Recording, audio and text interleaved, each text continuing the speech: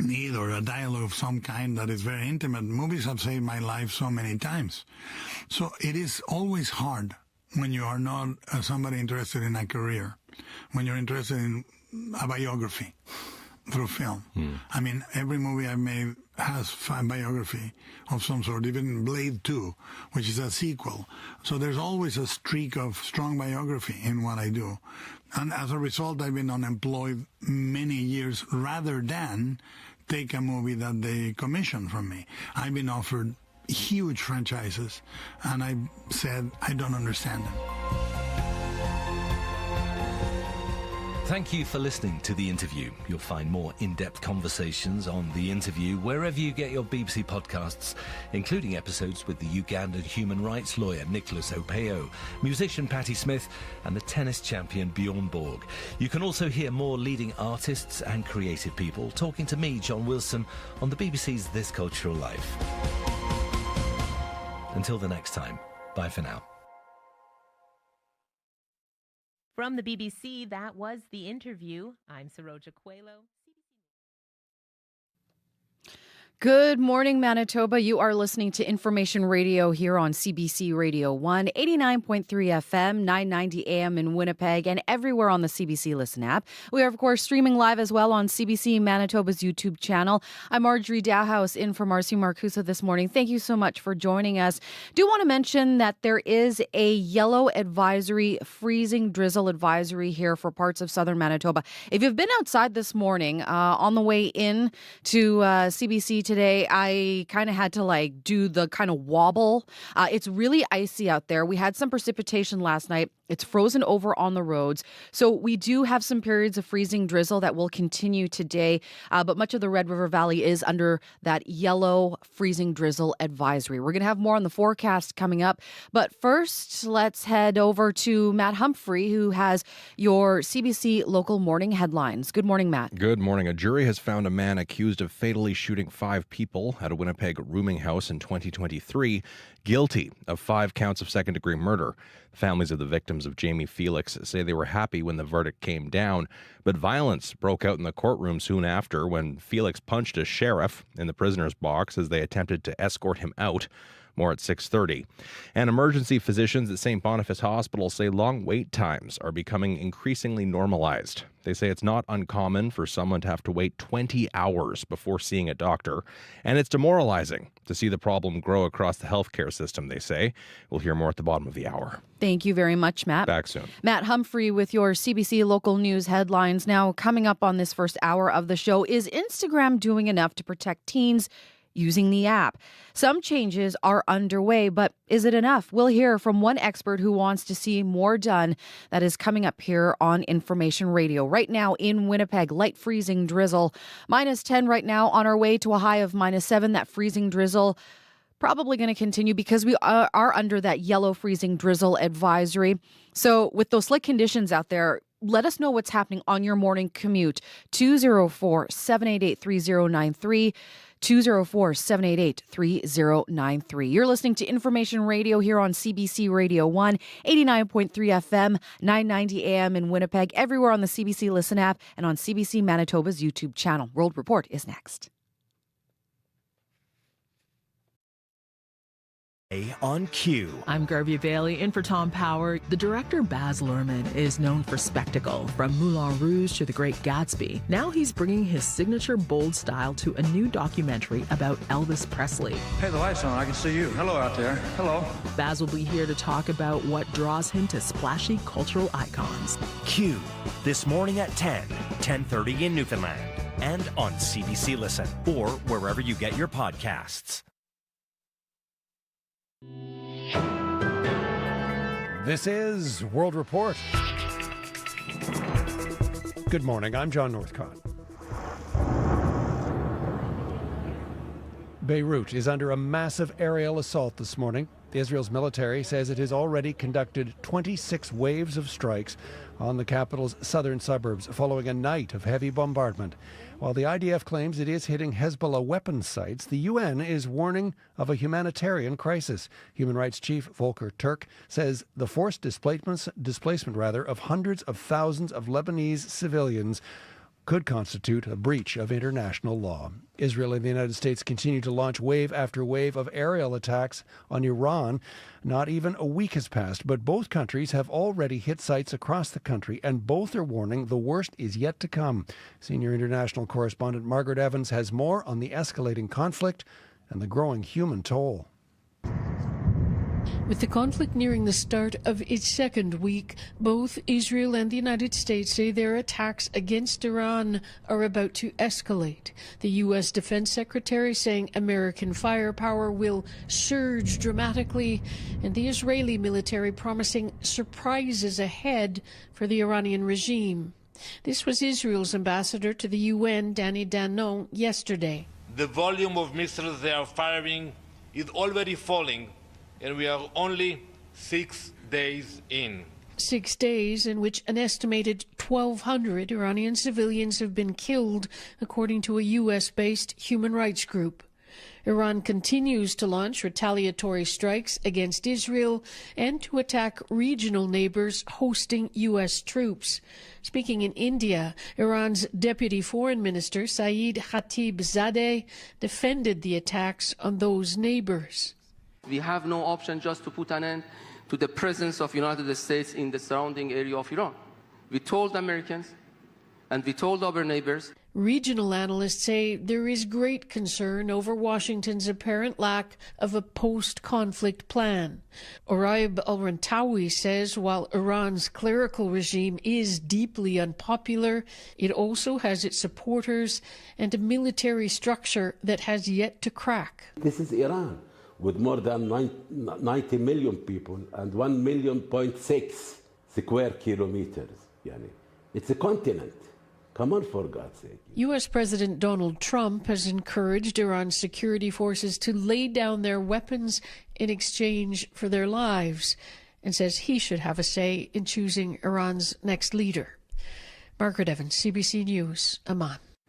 As Margaret mentioned, U.S. President Donald Trump says he wants a direct role in picking Iran's next supreme leader. This follows the death of Ayatollah Ali Khamenei, who led the country for nearly 40 years in the opening U.S. and Israeli airstrikes of the war.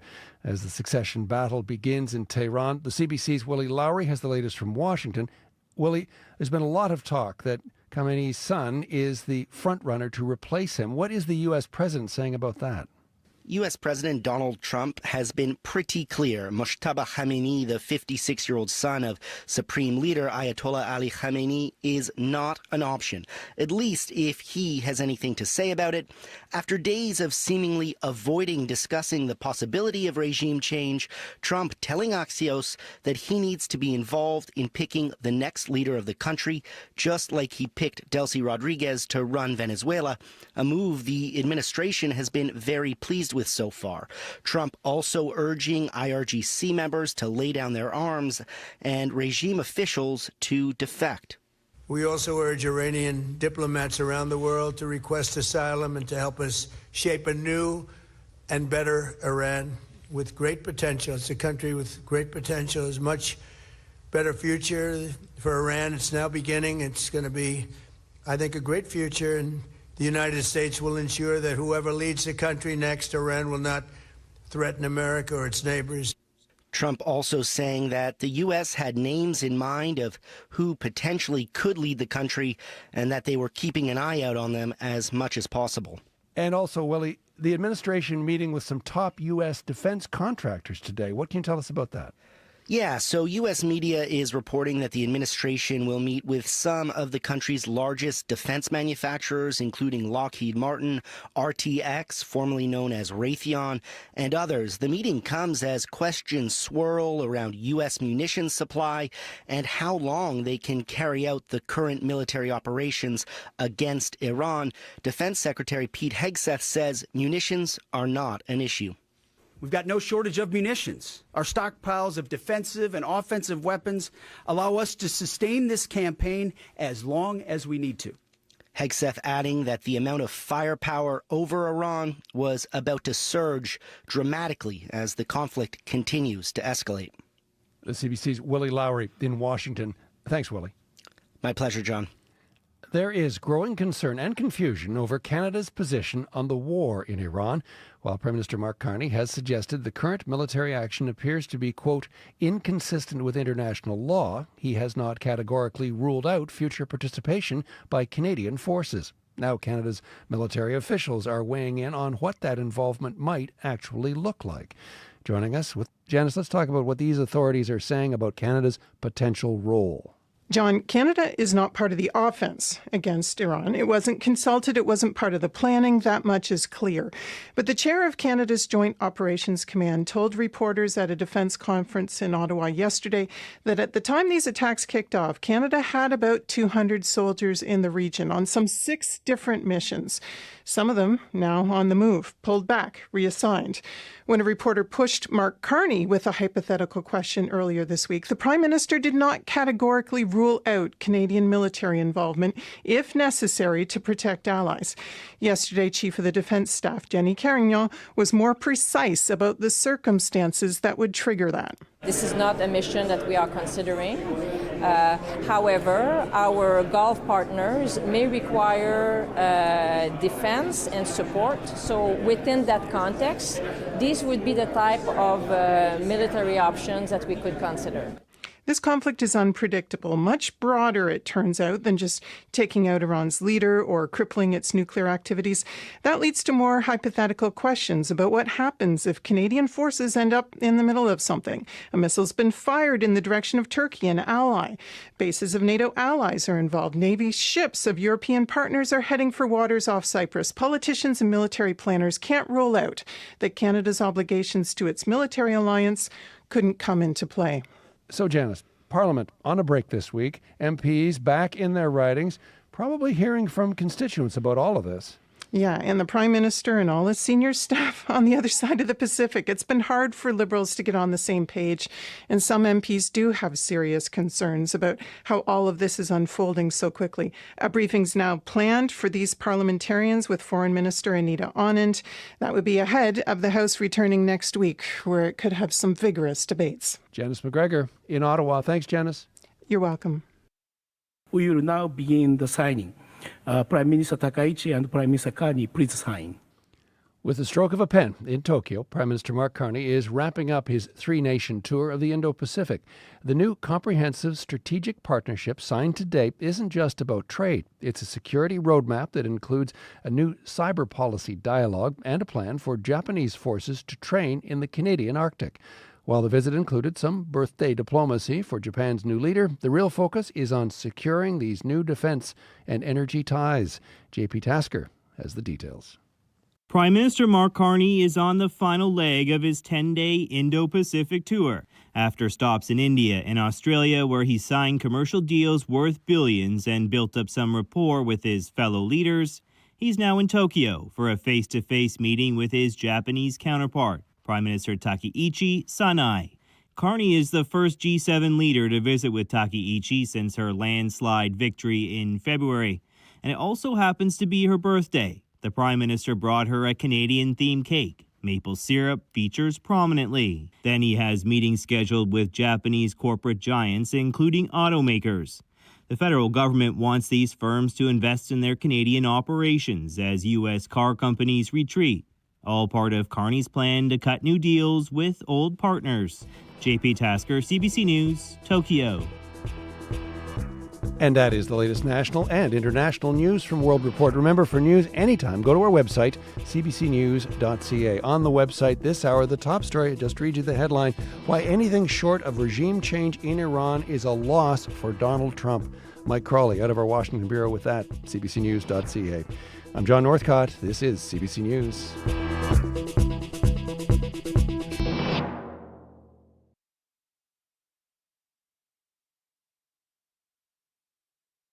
You're listening to Information Radio here on CBC Radio 1, 89.3 FM, 990 AM in Winnipeg, on the CBC Listen app, and streaming live on CBC Manitoba's YouTube channel. I'm Marjorie Dowhouse in for Marcy Marcusa. Thank you so much for joining us.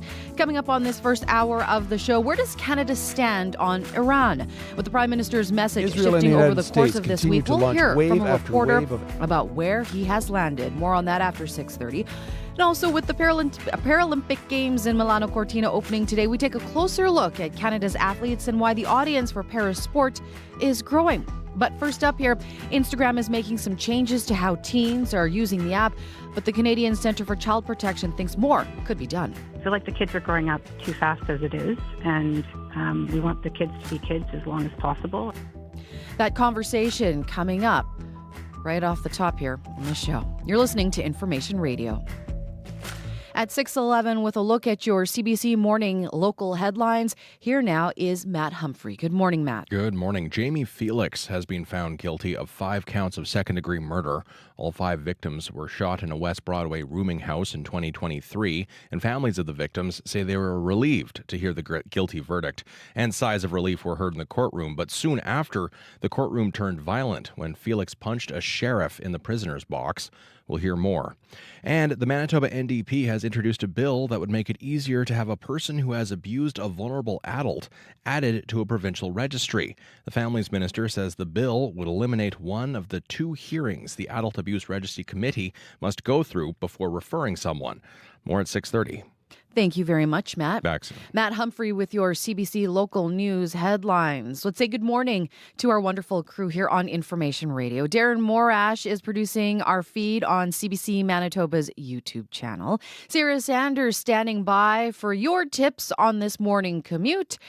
Abby Adiyemi, of course, keeping an eye on that forecast, and it is icy out there. Icy, slippery. I stepped out of the building and I was like, whoop. It's a good thing I got the grips on, and I was thinking, oh, the sidewalk. So you need to pay attention to the sidewalk this morning.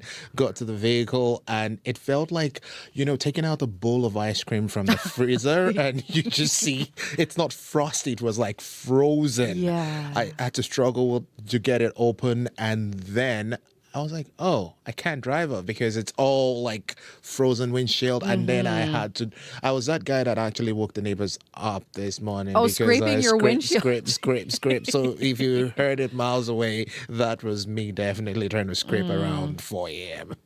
And hence that freeze and drizzle advisory still in effect for the Red River Valley region, the Pembina Valley region, the Interlake region. We're talking about slick mix of ice and snow that's going to be turning roads and sidewalks into like more skating rinks this morning, and across the province more like maybe icy commutes, while the north still holds that cold. We might not get warnings for the north, but it's still pretty cold as we travel further north. Winnipeg right now currently around -8, -9. Freeze and drizzle, we're noticing freeze and drizzle at the airport. We'll see periods of light snow ending at the afternoon period, and we might get to see highs close to -7. But up north, we're still seeing dangerous wind chills where frostbite can happen in minutes.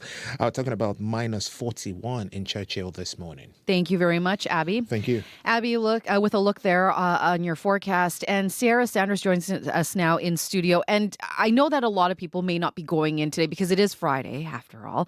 But just still be careful out there because, it's icy. It is. I noticed when I was walking in, I could just hear it crunching under my feet. I could hear that. And then on my windshield, too, it was kind of freezing to my windshield because it is that freezing rain there. So you want to be aware of that because it will slick up the roads as well as the sidewalks there. So you want to be careful. I know you kind of talked about like a little waddle that you kind of have to do. It's almost like a little penguin, So keep that in mind if you are walking. And if you are biking, keep that in mind as well. And then if you're on the roads, too. Quick look at the highways here. According to Manitoba 511, we are seeing most of the highways around or surrounding Winnipeg, I should say, as covered. So you want to be aware of that if you are heading out early in the morning on the highways here. So keep that in mind if you're getting out on those highways. Highway 1, we are seeing it covered pretty much all the way to Portage La Prairie, and then partially covered when you kind of get towards Carberry. So be aware of that. And heading down towards the United States border there, Highway 10, it is partly covered as well. So you want to keep that in mind here if you are getting out on the highways this morning.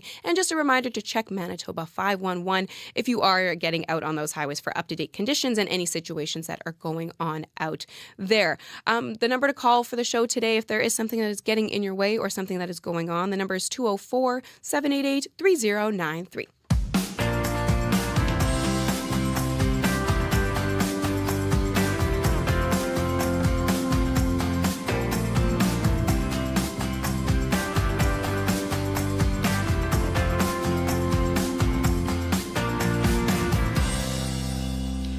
6:15 now. Instagram is making some changes to help protect young teens when they're online. Parents who are signed up to its supervision setting will now get an alert if their teenager repeatedly searches for terms related to suicide or self-harm. It is the first time the parent company, Meta, is proactively alerting parents. But is it enough to keep kids safe? Yesterday on Up to Speed, guest host Julie Buckingham spoke with Jacques Marcoux, is the Director of Research and Analytics for the Canadian Centre for Child Protection. So right now, the majority of social media platforms that parents would be familiar with and that kids use have some form of parental controls. The problem, well, there's a number of problems, but some of the key problems are the following. The first is that there's no consistency across the various platforms for what these controls look like.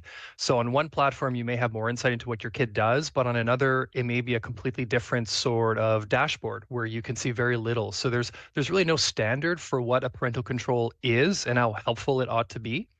The second thing is that in order for a parent to be able to review what their kid's doing online and to be able to enforce controls, they themselves have to have an account. So if your kid's on TikTok, if your kid's on Snapchat, on Instagram, you also have to create your own account, and then you have to figure out how to link it. And sometimes that can actually be quite challenging. There's a barrier there because linking those accounts can sometimes be a bit of an exercise in IT. And if you're not familiar with these platforms and kind of computers more generally, it can be quite challenging. And the last thing I'll say, and this maybe reflects this challenge, is that what we know from disclosures from these companies is that the number of teen accounts worldwide that are monitored and connected with an adult account is in the single digits. It's between 1% and 2% of accounts. So it's challenging to see how this type of proposed, I don't want to call it a solution, but this measure will be ultimately very helpful. And it sounds like it's streamlined towards any repeated searches for suicide or self-harm, which certainly obviously is an issue. But I've spoken to the Canadian Centre for Child Protection many, many times over the years, and that is certainly not the only harm that is out there. But do you think alerting parents for this will actually work? So I put myself in the shoes of a parent, and I am a parent. And if my child was reviewing this type of material online, I would want to know. And so in that sense, I think it's a step in the right direction.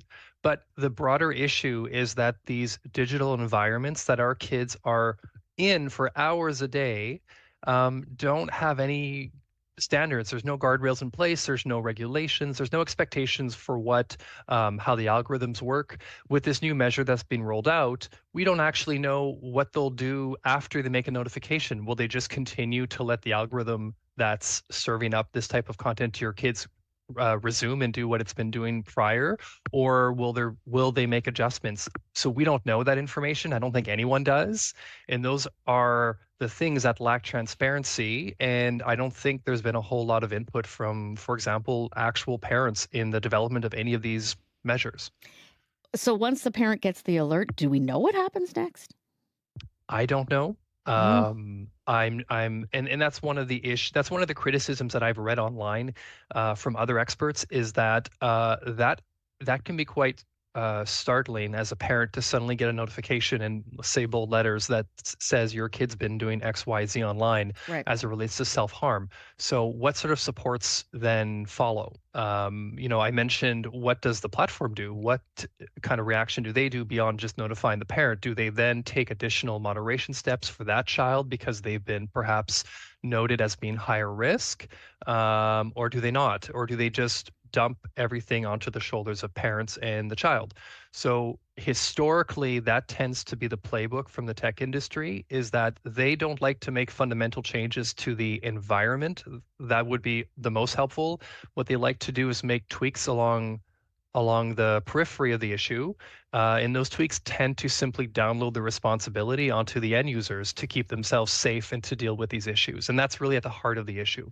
So obviously, this alert is designed to notify parents when their child is searching up terms or interacting with content surrounding suicide or self-harm. What about the responsibility of these platforms to prevent the harmful content showing up in the kids' algorithms to begin with? So right now it's all just voluntary actions. If the platforms, generally in our experience, we've observed that platforms tend to make big announcements to parental controls and these types of things when the heat is on. So when perhaps there's a big lawsuit like there is right now in California over mental health issues related to social media, or when some sort of scandal occurs. And so we tend to see a flurry of announcements in the days following big events that maybe have put pressure on the companies. But again, these are all voluntary actions done by an industry that's very extractive. I think there's sometimes I find it unfortunate that many people view social media companies as sort of a de facto public square, when in actuality, these are marketing companies who make money by monopolizing the attention of your children and yourselves. And they make that attention, they convert that attention into money and data that it's resold to marketers, and so that they can put ads in front of your eyes. So these platforms, at the end of the day, they're actually marketing platforms, and while they do sometimes serve a social good, and there's a lot of positive things too. Like, this isn't to be alarmist about social media being entirely bad, but we have to recognize that they, at the end of the day, their priority is not the well-being of its users. Their priority is maximizing engagement so that they can put ads in front of your eyes or sell your data. That is the business model of all social media. And so when we think about responsibility and accountability and regulation, we have to really look at these companies through that lens. Jacques Marcoux is the Director of Research and Analytics for the Canadian Centre for Child Protection. And coming up in the 8 o'clock hour of our show, we're going to stick here with social media. We'll hear from a parent who has raised her kids without phones and is grateful their school is taking a pledge to not use phones between bell to bell. Do you agree with me on this? Yes. Wait a minute. Am I talking to myself? When we debate online, we may as well be talking in an echo chamber. CBC is changing that. Manitoba Talks, a matching software that brings together people with opposing views. Different views, one conversation. Sign up today and challenge your perspective at cbc.ca/MB Talks. Coming up now to 6:23 minus 8 in Winnipeg at the Forks. We have some light freezing drizzle out there right now. The 2026 Paralympic Games are getting underway in Milano Cortina, Italy. Just like the Olympics, just weeks ago, the opening ceremonies for the Paralympics are spread out at locations across the country. Canada's flag bearers are para-hockey captain Tyler McGregor from Forest, Ontario, and Natalie Wilkie, a para-Nordic skier from Salmonar, BC. To talk about what we should be watching out at these games, we're joined by Karolina Wisniewska. She's a 3-time Paralympian and a winner of 8 Paralympic medals in para-alpine skiing. She's also part of CBC's Paralympic coverage team. Good morning, Karolina. Good morning. Thank you for being here. So more and more Canadians are watching the Paralympic Games than ever before. For those who haven't, give us a reason why they should tune in. Well, there are a lot of reasons.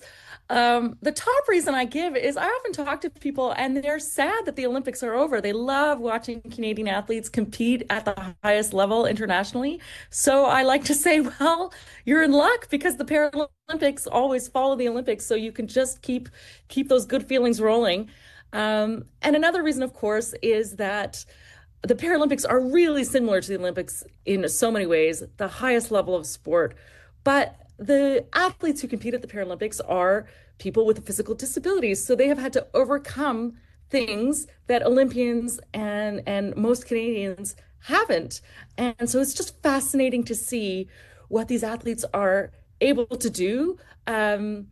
I was one of them for a very, very long time. It's a lifelong journey. It's so much hard work, and it's just fantastic to watch. Tell us a little bit more about the athletes competing in these games, their disabilities, and how it all works.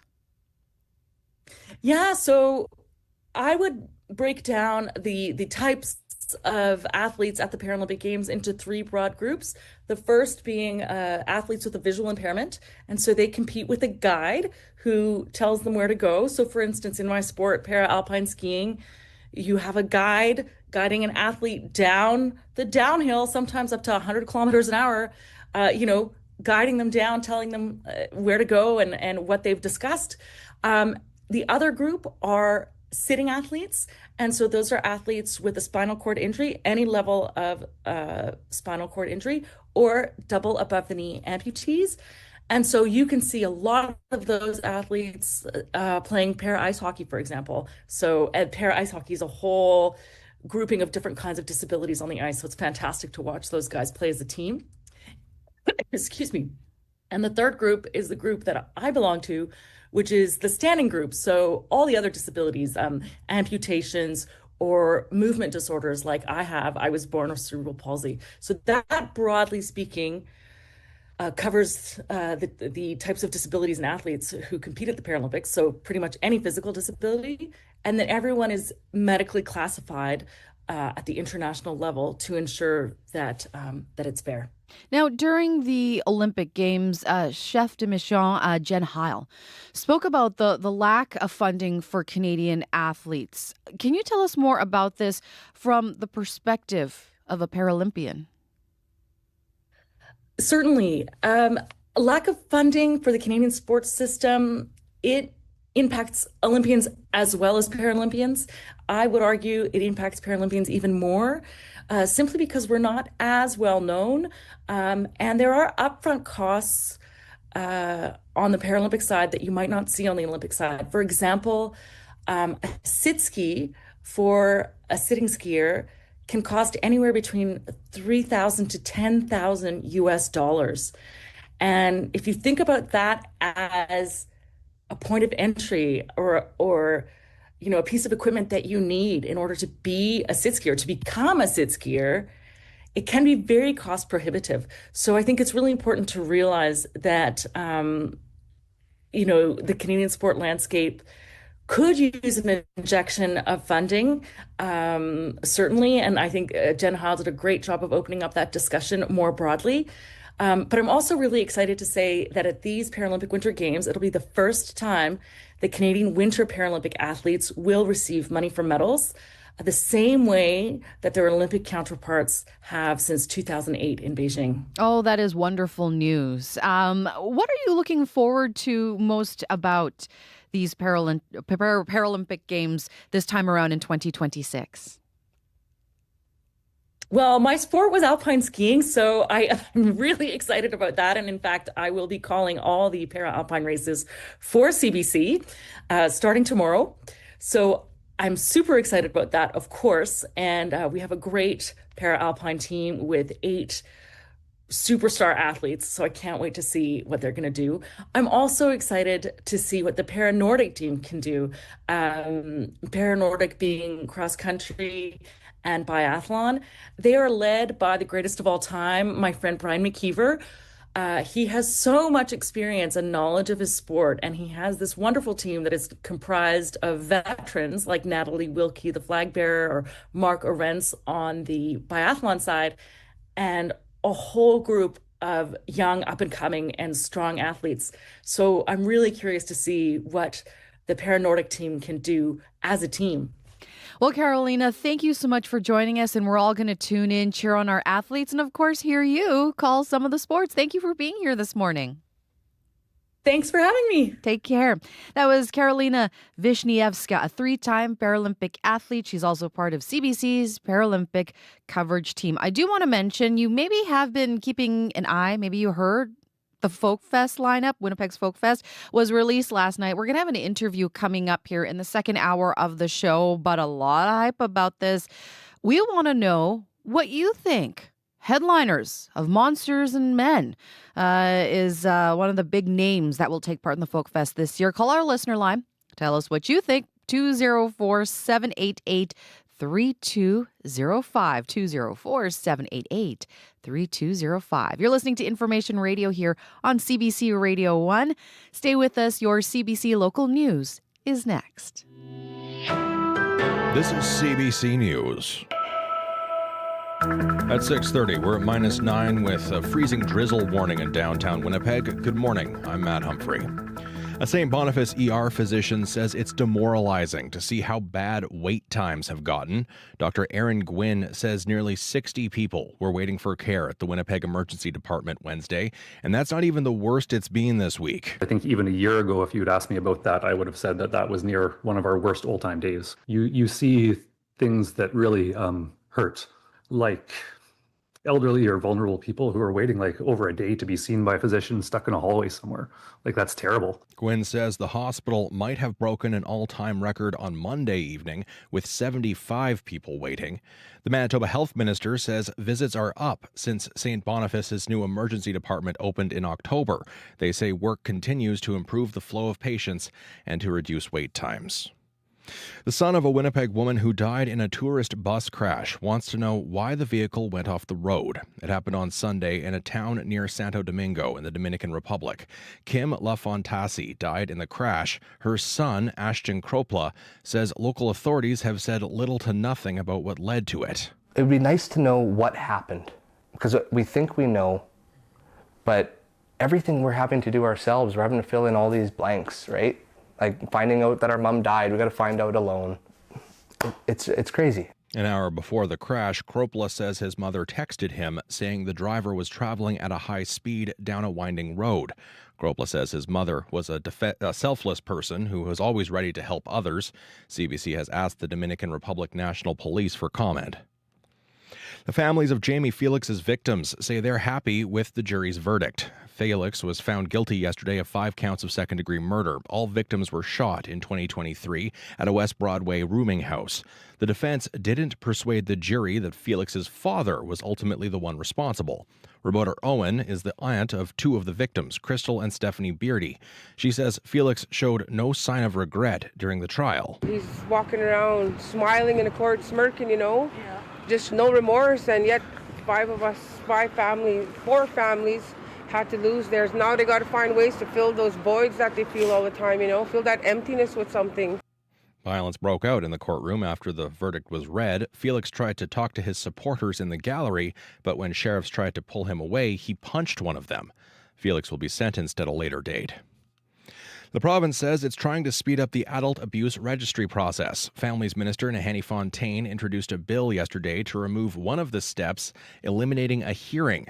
It's one of multiple recommendations made in last year's report by former Justice William Burnett. We're listening to his expertise and what he's brought forward, and that's what we're doing. Again, it's also, important for the families, that the families have a timely process as well, and that's what we're trying to do with this new legislative change. Former Adult Abuse Registry Committee members previously told CBC the process took too long and left abusers continuing to work with the vulnerable. Selkirk's Richard Pershott will be a one-term MLA. The Progressive Conservative announcing yesterday he won't seek re-election. Pershott wrote on Facebook saying he loves serving his community, but realized politics aren't for him. He currently serves as the party's critic for public service delivery. Pershott joins Kelvin Gertson, Ron Schuler, and Doyle Panuke as other Tories who won't seek another term in office. The next provincial election must be held on or before October 5th. Of next year. Beirut is under a massive aerial assault this morning. Israel's military says it has already conducted 26 waves of strikes on the Lebanese capital's southern suburbs, following a night of heavy bombardment. While the IDF claims it is hitting Hezbollah weapons sites, the UN is warning of a humanitarian crisis. The human rights chief saying the forced displacement of hundreds of thousands of Lebanese civilians could constitute a breach of international law. And finally, in sports, the Winnipeg Jets have sent 2 defensemen, Logan Stanley and Luke Shen, to the Buffalo Sabres in an NHL trade deadline deal. In return, the Jets received defenseman Jacob Bryson, forward Isaac Rosane, and Buffalo's second-round pick in the 2027 NHL draft, Rosane, and a conditional fourth-round pick in the 2026 NHL draft. And that is your CBC News for Winnipeg. For news anytime, you can head to cbc.ca/Manitoba. Matt, it's going to be interesting today, as you mentioned, is NHL trade deadline day. I know that news coming out from the Jets camp, but the day is still young and the deadline is still later on That's today. right. So there still could be a lot of changes happening. We will keep our eyes peeled. Absolutely. Thank you so much, Matt. Back soon. Matt Humphrey there with your CBC local news. 6:35, you're listening to Information Radio here on CBC Radio 1, 89.3 FM, 990 AM in Winnipeg, on the CBC Listen app and streaming live on CBC Manitoba's YouTube channel.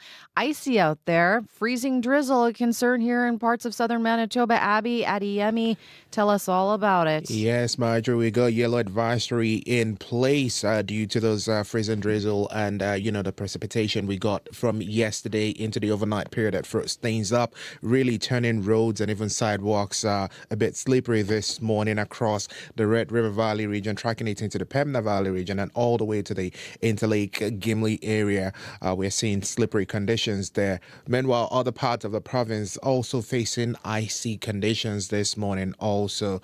The north still remains cold. We're seeing light snow there, but some clear conditions later.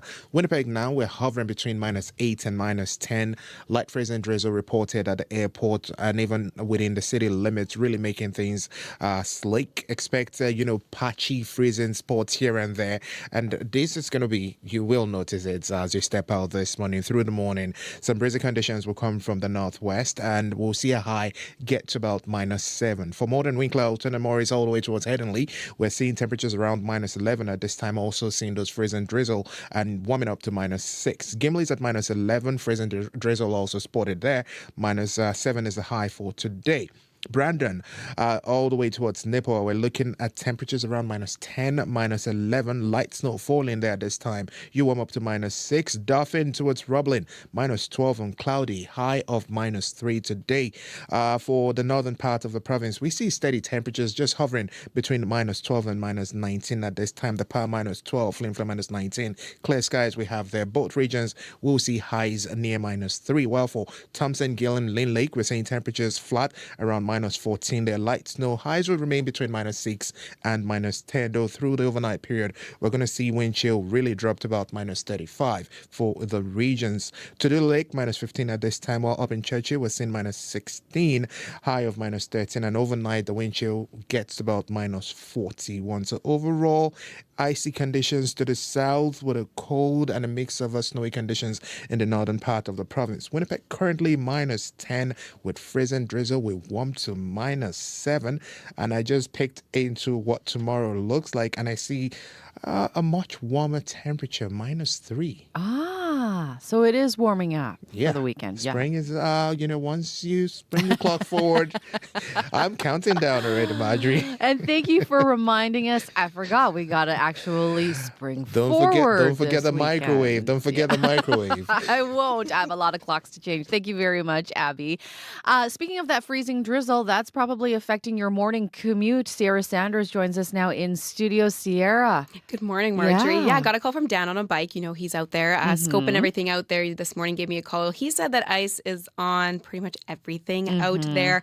He actually had to scrape his goggles while he was biking because he wears goggles when he's biking in the winter here. Yeah. He had to scrape those goggles because of that freezing rain or that freezing drizzle, I should say, coming down this morning. And he kind of said you might want to accommodate some time to scrape this morning if your car, if you're driving this morning and your vehicle's been left outside overnight, that you might want to accommodate an extra couple minutes this morning to scrape if you are heading out on those roads. Yeah, or pushing that defrost button. Yeah, exactly. Maybe head out a little early, hit that defrost button, get that thing going really high, and I think you'd be okay. So there are a couple different ways that you can go about that this morning, depending how you are feeling. But that's kind of what things are looking like out there. So you want to be careful if you are out on those sidewalks as well as on those roads for that freezing drizzle in case it does get a little slippery out there.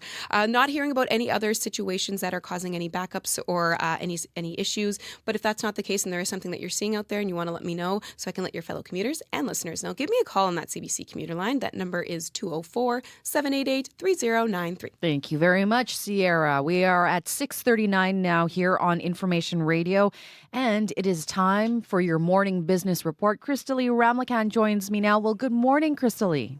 Hey, good morning, Marjorie. Canada, U.S. Trade Minister Dominic LeBlanc is set to meet President Donald Trump's trade czar in Washington today. What details do you have on that? So this is after the U.S. announced it was launching discussions with Mexico on the Canada-U.S.-Mexico Trade Agreement, or CUSMA. So LeBlanc is meeting with U.S. Trade Representative Jameson Brier to discuss the upcoming mandatory review of CUSMA and other bilateral concerns. And the pact has shielded Canada from the worst impacts of Trump's tariffs, but the president has repeatedly questioned whether CUSMA should be continued. And this week, Prime Minister Mark Carney said CUSMA has been broken in the short term by U.S. actions. So Carney says Canada is looking to this review to reestablish the trust individuals, businesses, and investors need to guide trade between the nations. And trade talks between Canada and the U.S. stalled last October after Trump was angered by an Ontario-sponsored ad criticizing tariffs. However, LeBlanc and Brier have continued communications by phone, but Brier has said Canadians have barriers that make it difficult to hold bilateral trade talks, citing some of those provincial liquor bans on U.S. alcohol. Now, some have suggested the contentious Canada-U.S. relationship could mean the U.S. and Mexico will begin negotiations with Canada on the sidelines. And something similar happened in Trump's first term during the original CUSMA negotiations to replace NAFTA. And Marjorie, ultimately an agreement, though, was reached that was hailed as a success in all three countries. And this review essentially sets up a three-way choice for countries to make in July. So they can renew the deal for another 16 years, withdraw from it, or signal non-renewal and non-withdrawal, which would trigger an annual review that could keep negotiations going for up to a decade. Wow, a lot of people here in Manitoba and, of course, across Canada are going to be closely watching what happens there. Crystal, next, a new study says many Canadian women are facing stagnation in their careers. What else can you tell us about that? Well, many younger women see limited pathways to advancement, with a vast majority reporting a need for upskilling.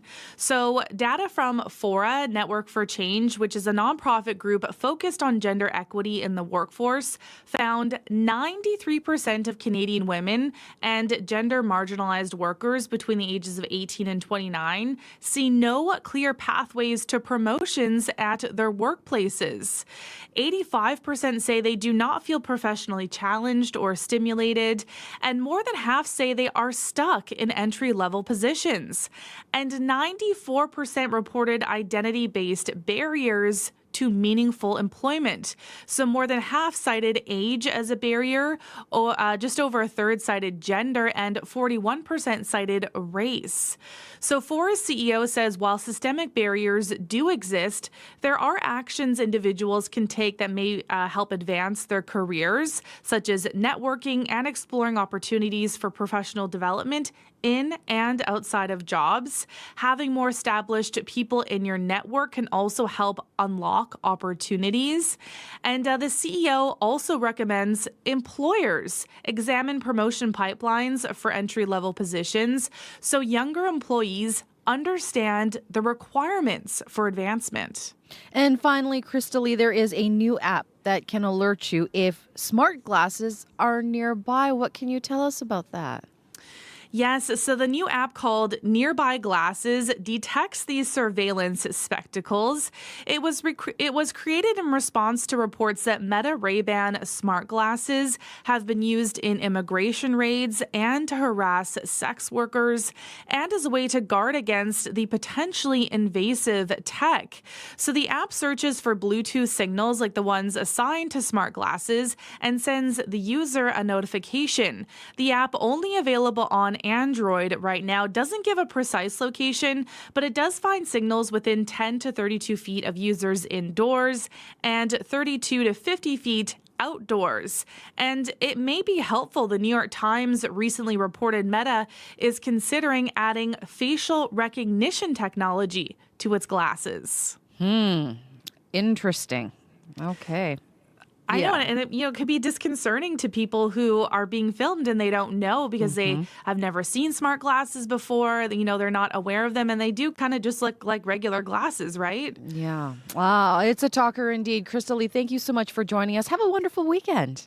You too, Marjorie. Thanks. That was Crystalie Ramlakan with the business news.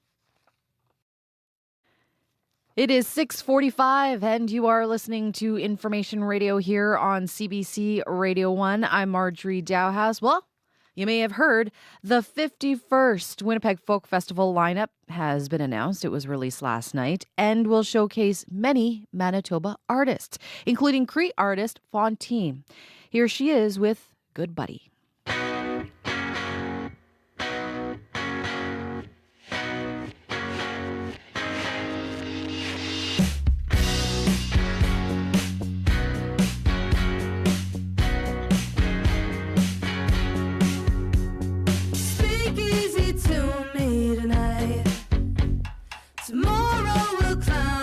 To a cliff. My head's a bit crazy, but I know it's fine by your side. Gentle morning, mumble talking. Late rainy night, cold walking. If your end in mine, it's hard to be said all the time. So cover me up, spin me around, tell me you're not gonna leave. But taking it slow, but I already know you're a good buddy to me. Swaying in your living room, you already know that I love you. Let's go where the sea meets the sky.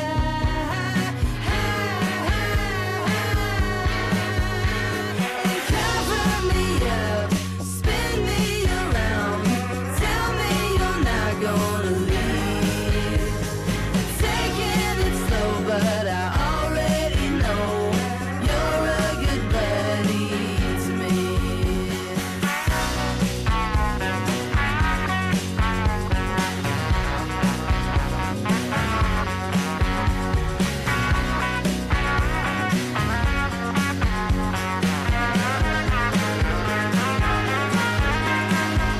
Cover me up, spin me around, tell me you're not gonna leave. But taking it slow, but I already know you're a good buddy to me. You're a good buddy to me. You're a good buddy to me.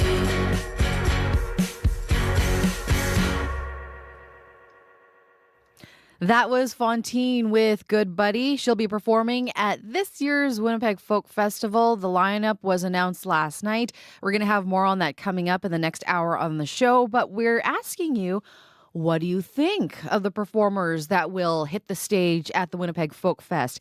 Give us a call and share your thoughts. 204-788-3205. Again, leave a message. Tell us your thoughts on our listener line, 204-788-3205.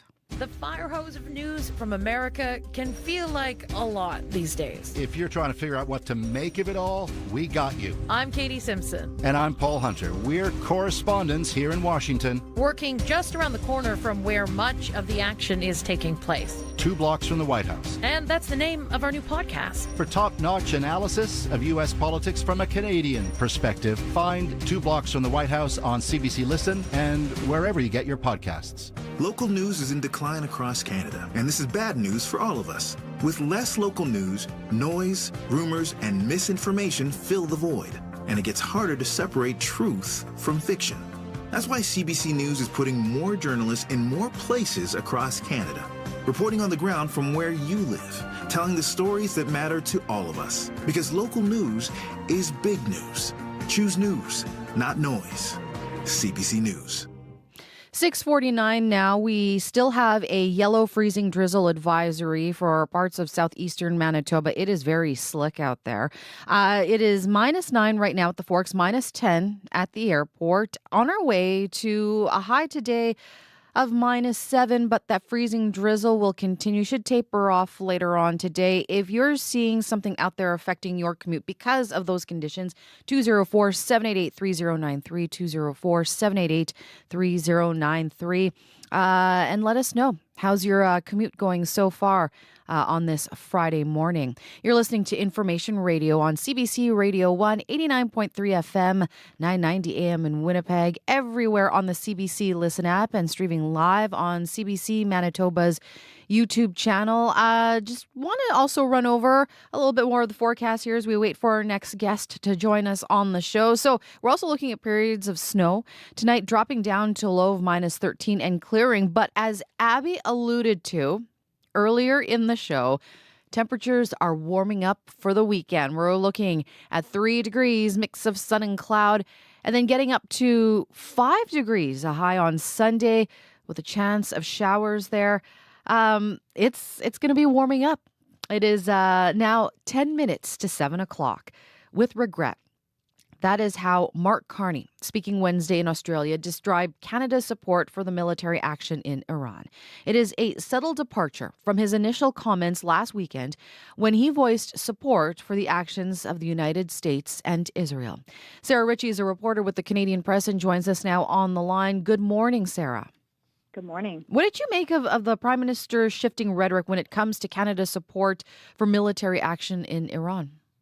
Well, I think as you noted, that initial statement over the weekend expressing support for the U.S. action and condemning the Iranian regime, that statement came out pretty quickly after the operation began in Iran. And I think what we've seen over the last couple of days is a shift not only in Canada's response, but then also in the responses of some of our allies and the U.S. government. And I think what's really interesting to have watched over the last couple of days is that it is not at all clear what the U.S. is trying to achieve here, what the end game is, nor how they would potentially get out of this conflict in Iran.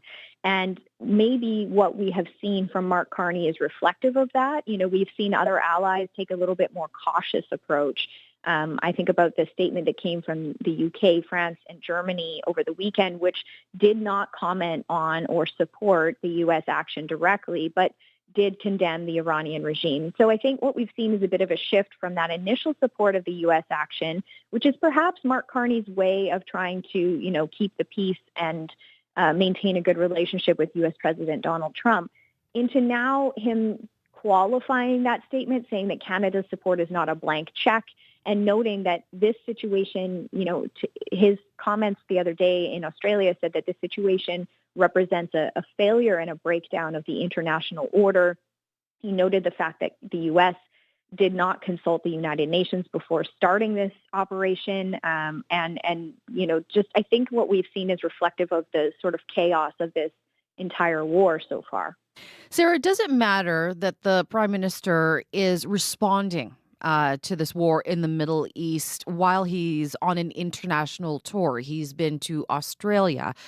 He's been to India. He's now in Japan. Does that make a difference while he's on this trade mission? I think that it does in a couple of ways. So one is just simply the time change, right? So for Canadians who are looking for a response from our government on this, Prime Minister Mark Carney's availabilities have been at sort of odd hours just because of the fact that he's been in Australia for most of the week. Then you add on top of that the fact that travel makes it more challenging for the Prime Minister to have fulsome discussions with his cabinet, his caucus. And so there's been criticism from, you know, the opposition Conservatives who've said that the Canadian government's position on this, they said it's incoherent. That's the word they're using. And they're calling for more clarity. But then we also saw a report today from your colleagues at CBC in Ottawa who said that Liberal caucus members have been calling for more clarity, and they have demanded a meeting with Foreign Affairs Minister Anita Anand, who was on part of that trade mission to India and is now back home in Ottawa, just to discuss the government's position and the way that Canada is responding to all of this. I think you don't normally see that kind of a conversation about what's going on in a caucus meeting happening in public if people are not upset. So not everyone was supportive of that initial statement saying Canada supports the U.S. action, including within the Liberal caucus. So I think what you're seeing here is a bit of a reflection of the challenge of Mark Carney not being physically in Canada and not being able to talk with his caucus and his cabinet so much. Sarah, Mark Carney was asked yesterday about possible Canadian participation in what's happening in Iran. And he said in part that Canada was not party to the actions taken so far, but that, quote, we will stand by our allies when it makes sense. How do you think Canadians should interpret that answer? And I know you touched on this and the close relations between Canada and the United States, but what should Canadians here make of it? Yeah, listen, I think that one of the interpretations that I've heard some Canadians make of that response is that maybe Canada's not ruling out joining the U.S. effort. I don't think that's on the table right now, and I'll tell you why. I spoke yesterday with Canada's top military commander, General Jenny Carignan. She's the chief of the defense staff. She said Canada is not considering joining Operation Epic Fury, that's the U.S. action, nor have we been asked to. So at this time, it does not seem that Canada's participation would be in that front. There are a couple of things to remember about this conflict, though, that I think are really important. General Carignan said that she would be in a meeting this morning with military commanders from a number of different countries throughout Europe and other Western allies, discussing ways that the West can help the Gulf states who've been drawn into this conflict. So since the bombing began in Iran, the Iranians have struck back with missile and drone strikes on a number of countries in the region. Think about the UAE, Saudi Arabia, Qatar, Bahrain. All of these countries have been drawn into the conflict, and the strikes are aimed at American positions, so consulates and embassies and air bases in those regions. But what is happening there is that those countries are being forced to defend themselves. Now, from General Carignan's perspective, there's a discussion underway at the military level about what other countries can do to help with that defense. Canada will have to make a decision about whether we have the capabilities and are able to jump in and offer that support. It's not clear what kind of support that would be at this point. And then the other thing to keep in mind is that the day Mark Carney made that statement, we also had news that the Turkish military had intercepted a missile coming from Iran. Turkey is a NATO ally. And so if NATO were to be drawn into this conflict, which of course nobody wants, even, NATO is not interested in having that happen. But if that were to happen, Canada would have obligations as a NATO ally in terms of the defense of the other alliance members. And so I think that Mark Carney sort of left the door open to really not knowing the depth and scope of this conflict, what's going to happen in the coming days and weeks, and who will be drawn in. Sarah, we're going to have to leave it there. I really do appreciate you joining us on the show today. Thank you for being here. Thanks for having me. Sarah Ritchie is a reporter with the Canadian Press. It is 6:57.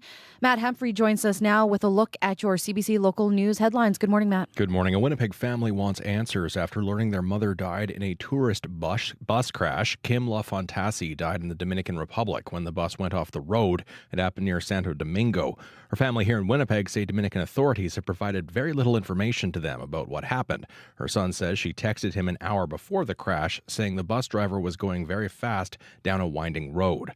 We'll hear more after World Report. Thank you very much, Matt. Excellent. Well, still ahead here in the next hour of the show, a group in Brandon is trying to get more women involved in politics with International Women's Day this weekend. We'll hear the impact they've had on the community coming up. Right now in Winnipeg, freezing drizzle out there right now. Yellow freezing drizzle advisory remains in place for southeastern Manitoba. -10 at the airport in Winnipeg, -9 at the Forks. Wind north-northwest at 20. On our way to a high of -7. That freezing drizzle continuing this morning, but expected to taper off. If you're seeing an issue out there on your commute as well, 204-788-3093, 204-788-3093. Those icy conditions, that freezing drizzle, likely going to affect your commute this morning.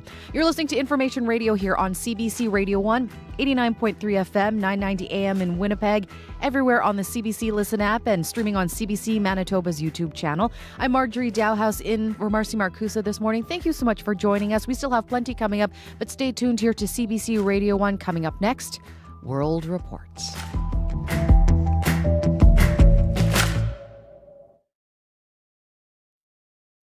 on The Current. I grew up with my dad and my grandma always playing mahjong in the basement with their friends.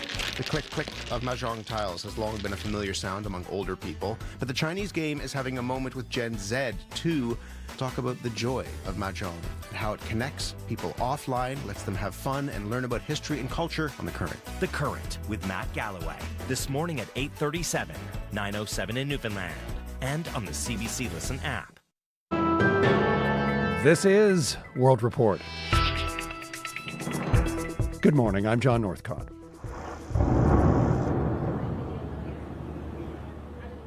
Beirut is under a massive aerial assault this morning. Israel's military says it has already conducted 26 waves of strikes on the capital's southern suburbs, following a night of heavy bombardment. While the IDF claims it is hitting Hezbollah weapons sites, the UN is warning of a humanitarian crisis. Human Rights Chief Volker Turk says the forced displacement of hundreds of thousands of Lebanese civilians could constitute a breach of international law. At the same time, the war against Iran is entering a much more volatile phase. The U.S. Defense Secretary is warning that the air campaign will, quote, surge dramatically this weekend. Overnight, American B-52 bombers and stealth aircraft struck ballistic missile sites deep inside Iran, while the U.S. Navy confirmed it has set an Iranian drone carrier ablaze in the Indian Ocean. Iranian missile and drone strikes, meanwhile, also continuing across the Gulf as the war with the U.S. and Israel enters its seventh day. The attacks are hitting military sites and critical energy infrastructure, threatening to send global oil prices soaring. The conflict also causing massive disruption to air travel throughout the region. Megan Williams has more from Dubai. The latest Iranian strike in the Gulf sent fire and smoke rising in the direction of Ali al-Salam Air Base in Kuwait, which hosts U.S. forces. The American embassy there has been evacuated as a precaution. Qatar today is also condemning an Iranian attack on buildings in Bahrain that house members of the Qatari army, though officials say all personnel are safe. But the United Arab Emirates is taking the lion's share of the strike so far. Air defenses here have intercepted close to 200 missiles, with 2 slipping through the system. Iran has also launched more than 1,000 drones toward the country, with about 70 hitting targets. The Defense Ministry issued alerts again overnight and this morning, urging residents to seek shelter. People reported blasts near Abu Dhabi Airport as interceptors brought down incoming projectiles. Qatar has faced the second highest number of attacks and has already halted liquefied natural gas production. The country supplies about 20% of the world's LNG. Its energy minister warns Gulf exporters may suspend shipments if the conflict continues, pushing oil prices toward $150 a barrel. Meanwhile, much of the Middle East airspace remains mostly closed because of missile and drone threats. About 20,000 flights have been canceled since Saturday as governments scramble to arrange charter flights and limited evacuations.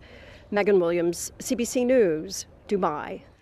Meanwhile, there's growing concern and confusion over Canada's position on the war in Iran, while Prime Minister Mark Carney has suggested the current military action appears to be, quote, inconsistent with international law. He has not categorically ruled out future participation by Canadian forces. Now, Canada's military officials are weighing in on what that involvement might actually look like.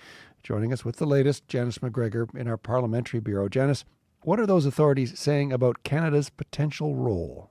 John, Canada is not part of the offense against Iran. It wasn't consulted. It wasn't part of the planning. That much is clear.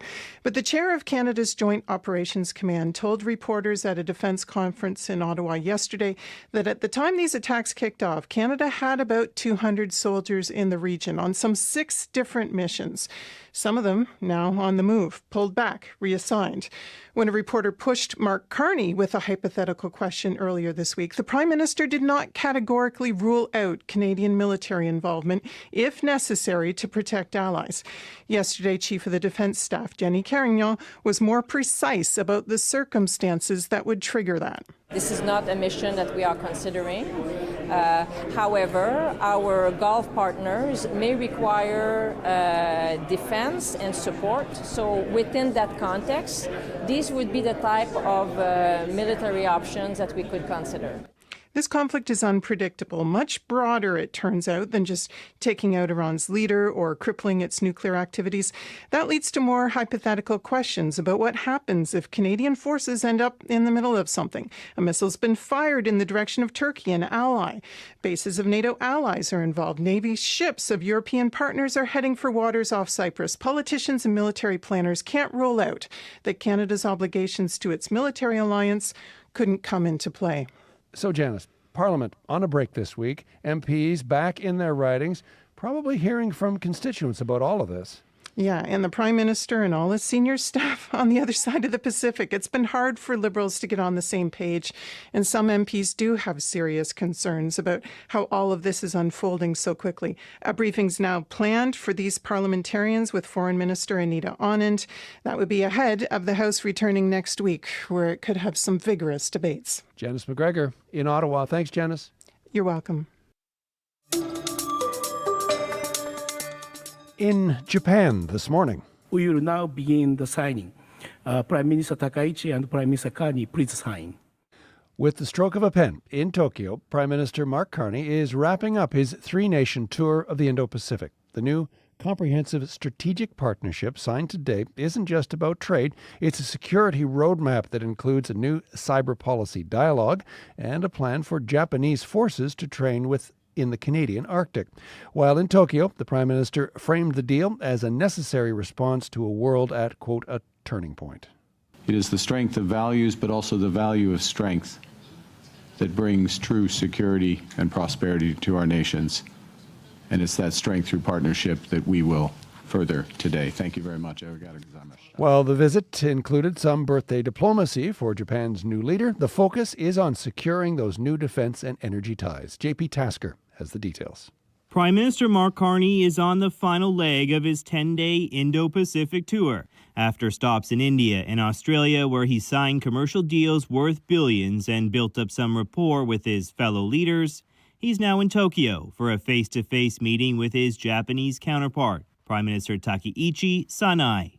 Carney is the first G7 leader to visit with Takeichi since her landslide victory in February.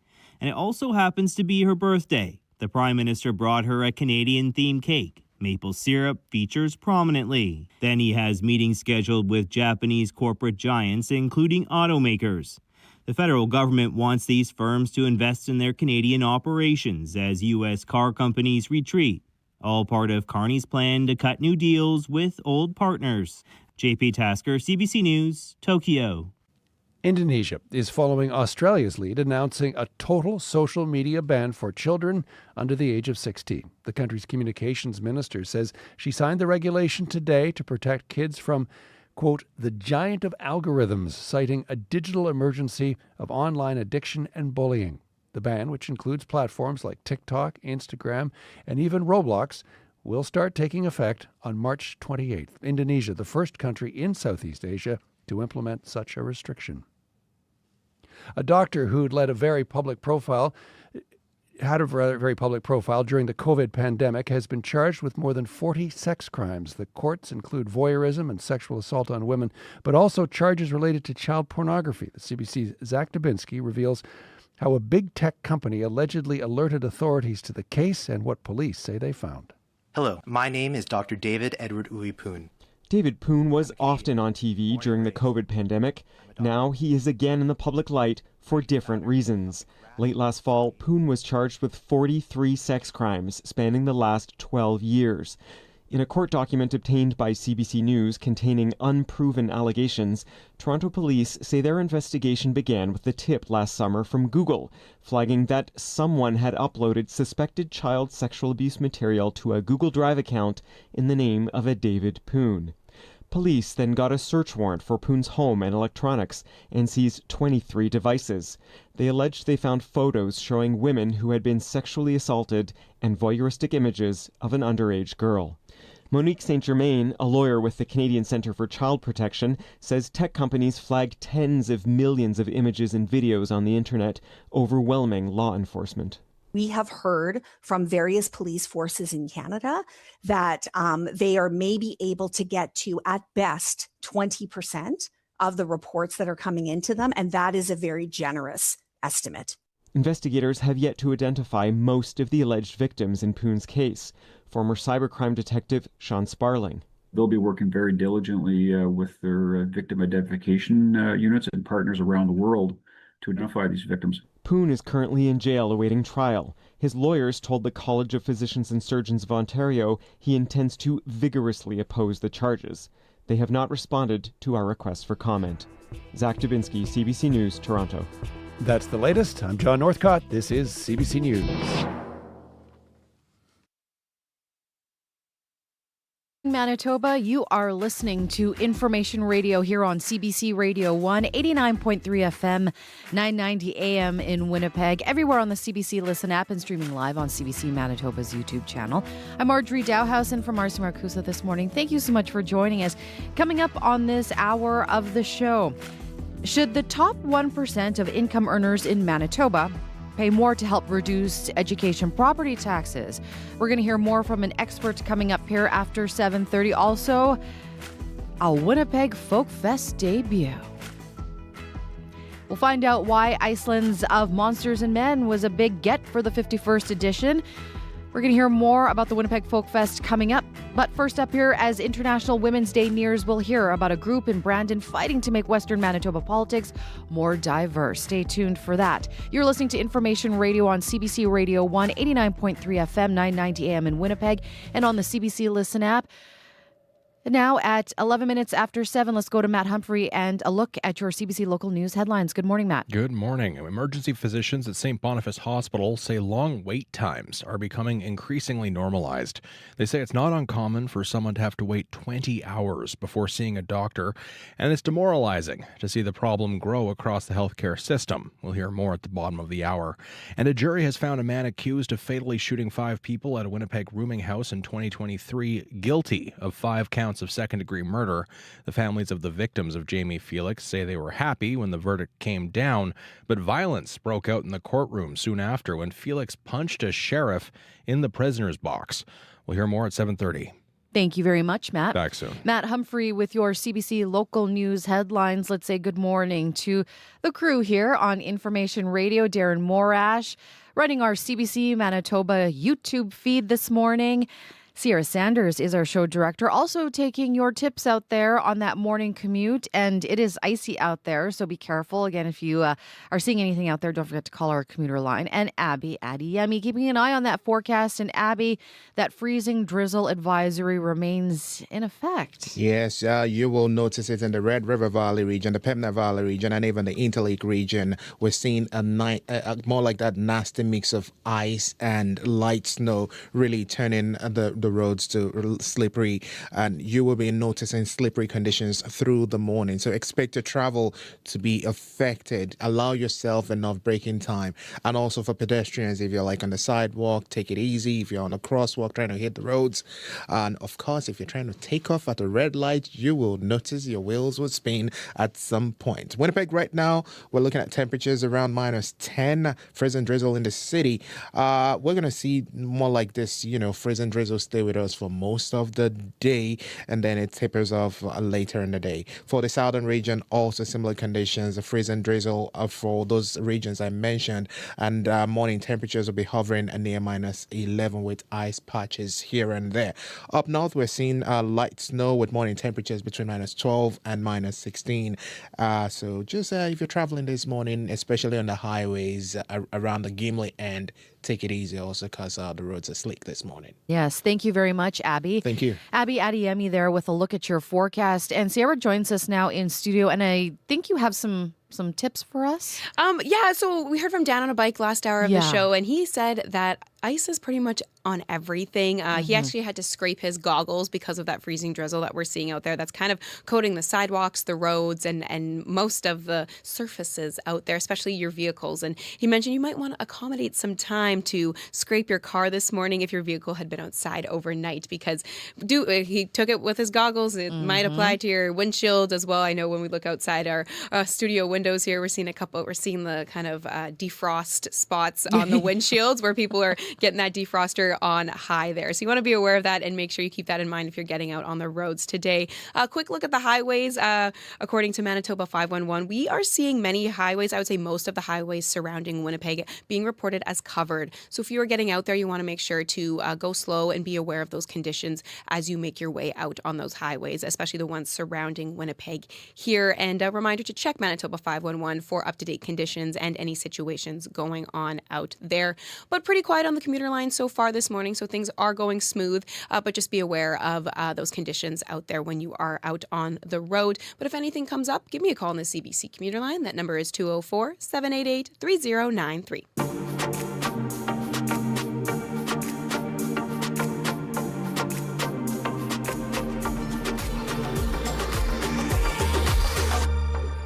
Quarter after 7 now. International Women's Day is coming up this weekend on March 8th, and there's an initiative in Brandon looking to make local politics more accessible for women.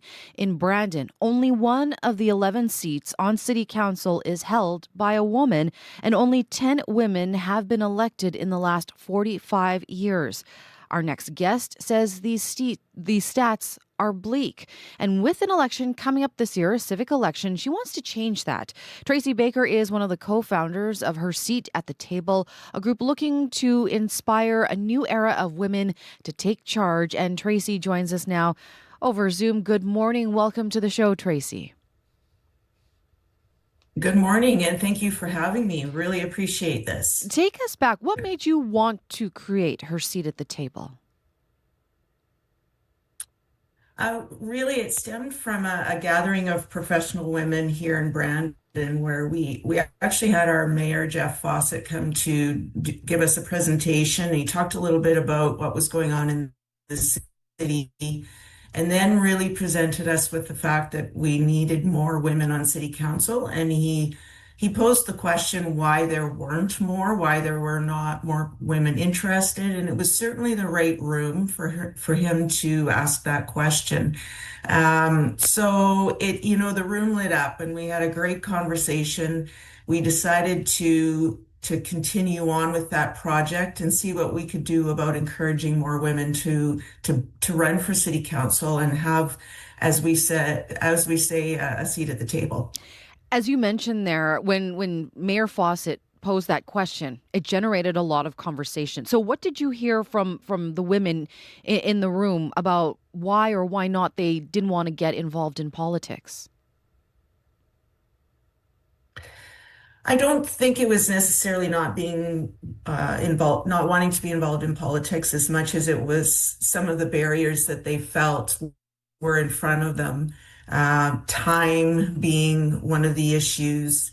There were a lot of women we ran some focus groups, and the feedback that we gathered was that really they felt they weren't educated enough and that they needed to have more experience with politics to understand how things go at a council meeting. And we're trying to work through all of those issues and help with the understanding and the education. And we had an open house in December. We had a panel discussion earlier this week with a few women that have run for council in Brandon, but also in rural Manitoba, to give a bit of feedback so that they can help others feel more comfortable, that it doesn't need to be a situation where they're fully educated on politics in every facet, and that it is achievable for anybody that wants to do it. Tracy, as you mentioned, you had a panel discussion earlier in the week. How did that go? It was fantastic. We had 5 women, as I said, from rural Manitoba and one past City of Brandon council member at the table, and we had one facilitator, which is the other co-founder of Her Seat at the Table, Megan Foster. And she posed some questions to the group about their experiences and how things went when they were making their decision to run, when they were campaigning, and some of the things that have come up for them during their time, whether they are a mayor, a reeve, a council member, or not. And the very Oh, Tracy, we just lost Tracy. Their reception is a little bit spotty. We're speaking with Tracy Baker, who is one of the co-founders of Her Seat at the Table, a group looking to inspire a new era of women to take charge. This interview, of course, ahead of International Women's Day, which is actually on Sunday. And as we heard Tracy talk about there was a panel discussion held earlier in the Westman area this week, hearing from some female politicians who are rural or in Brandon. And we're hoping to get Tracy back on the line. We'll just wait to, I think she joins us now by the phone. Tracy, I'm sorry about that. We've got you, though, over the line. Yes, I'm here. Thank you. Wonderful. So you were in the middle of talking about that panel discussion earlier this week, and you were saying how there was a lot that came out of it. You're not a politician yourself. But what drives your interest in this topic? Yeah, I am not a politician, you're right. And none of us that are on this planning committee are interested in running ourselves just simply because of our businesses and outside interests. But what we are there to do is to support and empower the women that are interested. And it started, as I mentioned earlier, I have a professional networking group for women that meet on a monthly basis, and our goal is to support one another and grow our businesses. And so it's the same environment where we're trying to find the women that perhaps don't have the confidence or feel that they're not the right person for the job, but have an interest, and the people that are committed to their community. And so we're hoping that they know that if they have a support system in place, that they can make that decision and move forward. We have a civic election that's coming up here in the fall. Are you hopeful that this will help convince women to get involved in politics?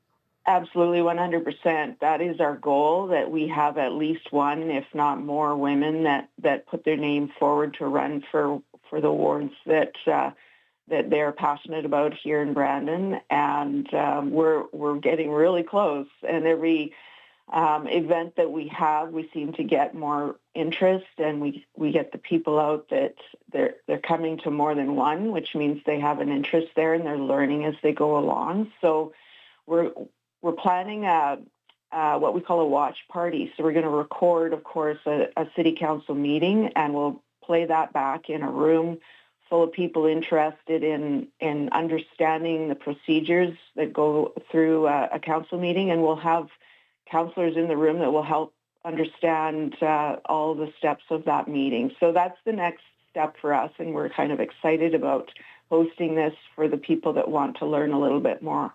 Tracy, it's International Women's Day on Sunday. What will you be reflecting on? Oh, I will absolutely be reflecting on this project for sure, as we've really put our nose to the grindstone to work on this in the last year and a half. And as well, I am celebrating International Women's Day a number of times in the coming week. So being surrounded by all the women that are in our communities, in our province, and our country, that are stepping forward and making a difference. I think that's really what the focus is for me. Tracy, I really do appreciate you joining us this morning here on the show. Thank you so much for being here. Thank you, and I appreciate having me. Have a fantastic International Women's Day. You too. Thank you so much. Tracy Baker is one of the co-founders of Her Seat at the Table in Brandon. Do you agree with me on this? Yes. Wait a minute. Am I talking to myself? When we debate online, we may as well be talking in an echo chamber. CBC is changing that. Manitoba Talks, a matching software that brings together people with opposing views. Different views, one conversation. Sign up today and challenge your perspective at cbc.ca/MB Talks. It is -10 at the airport in Winnipeg, -9 right now at the Forks. We have some wind out of the northwest at 27 here. That yellow freezing drizzle advisory remains in effect here for southeastern Manitoba Freezing drizzle will continue this morning, should taper off this afternoon on our way to a high of -7. Of course, that freezing drizzle probably affecting your commute out there. We got a call from Down on a Bike saying how it's ice covered everywhere. So if you have a commuter tip that you want to share with us here with listeners, here's the number to call. 204-788-3093, 204-788-3093. Sierra did mention that some highways being reported on Manitoba 511 are covered. Just take it easy out there. And again, let us know if that ice out there, that freezing drizzle, is affecting anything on your route this morning. It is 7:24 now, and coming up here, Winnipeg Folk Fest debut.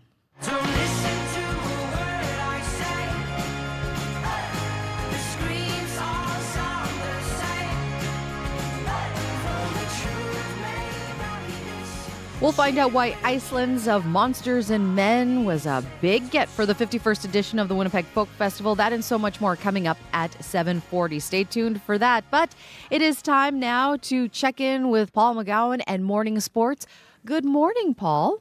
Hi, Marjorie. NHL trade deadline day, wheeling and dealing. The Jets already underway on this one.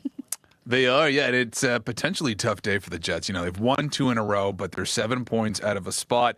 And as you say, we sort of knew that moves were coming. And sure enough, last night, the team moves Luke Schenn and Logan Stanley to Buffalo. And, you know, yes, Schenn was a short-term Jet, but Logan Stanley was drafted by Winnipeg, spent his first, or at least including this one, his first 6 seasons as a Jet. And Scott Arniel spoke yesterday about what it's like to have to move on from a player like that. It's hard. There's relationships there.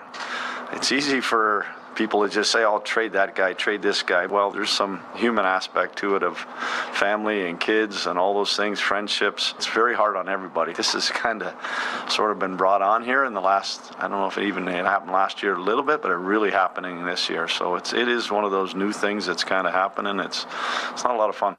Yeah, the Jets haven't had to sell too many pieces. They've been buyers at recent deadlines. And so far today, we haven't seen too many moves across the league, but the Jets might not be done. I mean, I imagine they would listen on upcoming free agents, guys like Gus Nyquist, Vlad Namestnikov.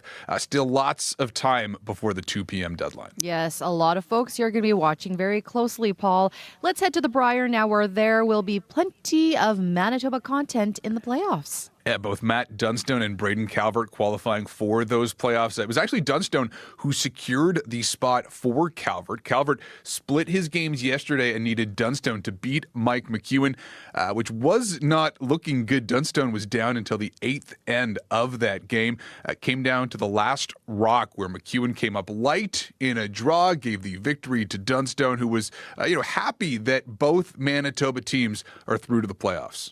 Super pumped for them too. I mean, I wanted this for us, but the fact that it helps good friends of mine to get into, that's a little cherry on top. So I'm in a couple fantasy football leagues with them. So hopefully they maybe throw me a little bone and give me the nice side of a deal or something tonight. That's better than a fruit basket for sure.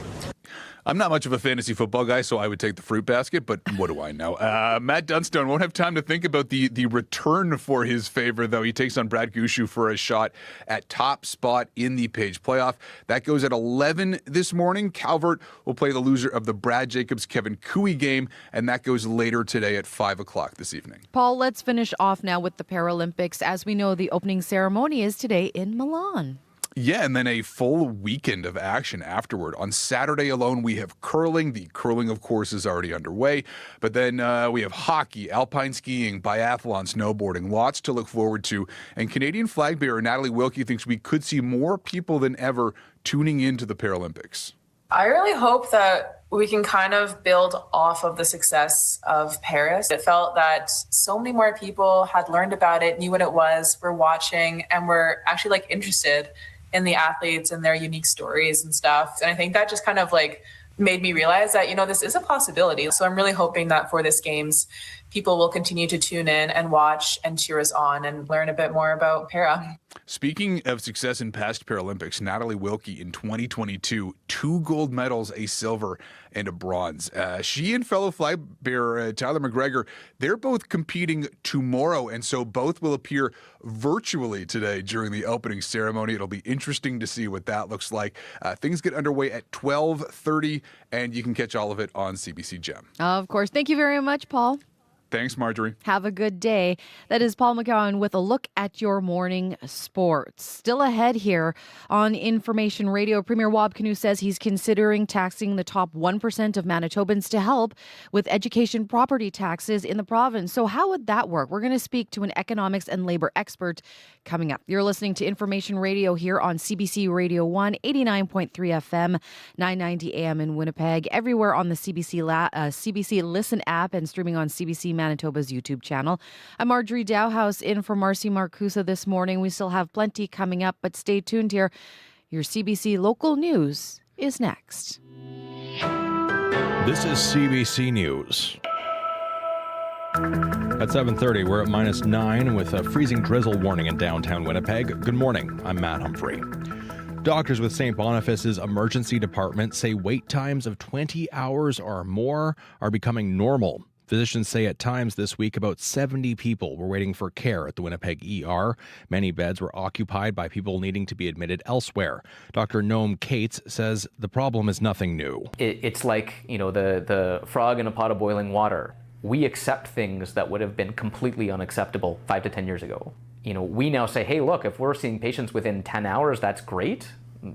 When you compare that to what we used to do, that's obscene. Renovations to expand the emergency department are expected to finish late this year, but Cates says a larger department with more room for patients won't solve system-wide issues. He says when your sink gets clogged, you don't build a bigger sink. A Winnipeg woman is being remembered for always offering a helping hand to those who need it. Kim LaFontassi died in a crash in the Dominican Republic last Sunday. The 57-year-old was traveling from Punta Cana's airport on a tourist bus that went off the road near Santo Domingo. Ashton Kropla, her eldest son, says his mother touched many lives. She volunteered with her church, cared for countless stray cats, and worked 3 jobs at times to help his family. I'm never going to get her back. But I tell you that she was the best person that I've ever met, the best go-to, the best friend. She never judged. She was the best thing that ever happened to me. An absolute blessing. Kropla is working with Global Affairs Canada to repatriate her body, but that might take weeks. The Dominican authorities have not yet responded to CBC News' request for comment. Sighs of relief were heard in a Winnipeg courtroom yesterday after a jury found Jamie Felix guilty of fatally shooting 5 people at a Winnipeg rooming house in 2023. Some of the victims' family members were in court wearing shirts with pictures of their loved ones. Beverly Beardy lost 2 daughters, Crystal and Stephanie. I'm happy about the verdict. I'm just not... it's never going to be justice because he's alive and I had to bury my daughters. But they were sisters in life, sisters in death, sisters forever. The Crown argued while Felix was high on drugs at the time of the shooting, he was fully aware of his actions. He will be sentenced at a later date. The minimum sentence for second-degree murder is life in prison, with no chance of parole for 10 years. Manitoba is making it easier to add people to the province's adult abuse registry. A CBC investigation found adding people who have committed abuse to the list can take years. A new bill introduced yesterday will eliminate one of the required hearings. Families Minister Nahanni Fontaine says it was redundant. What's acutely obvious is that it's doubling the amount of work, and it's not adding anything to the process. We can do it in one panel, in one process, and that's what we're doing. The bill hasn't passed yet. It's one of multiple recommendations made in last year's report by former Justice William Burnett. Fontaine says they are just beginning to implement those recommendations. Selkirk's Richard Pershott will be a one-term MLA. The Progressive Conservative announcing yesterday he won't seek re-election. Pershott wrote on Facebook saying he loves serving his community, but realized politics aren't for him. He currently serves as the party's critic for public service delivery. Bershot joins Kelvin Gertzen, Ron Schuler, and Doyle Paniuk as other Tories who won't seek another term in office. The next provincial election must be held on or before October 5th of next year. Prime Minister Mark Carney has arrived in Tokyo.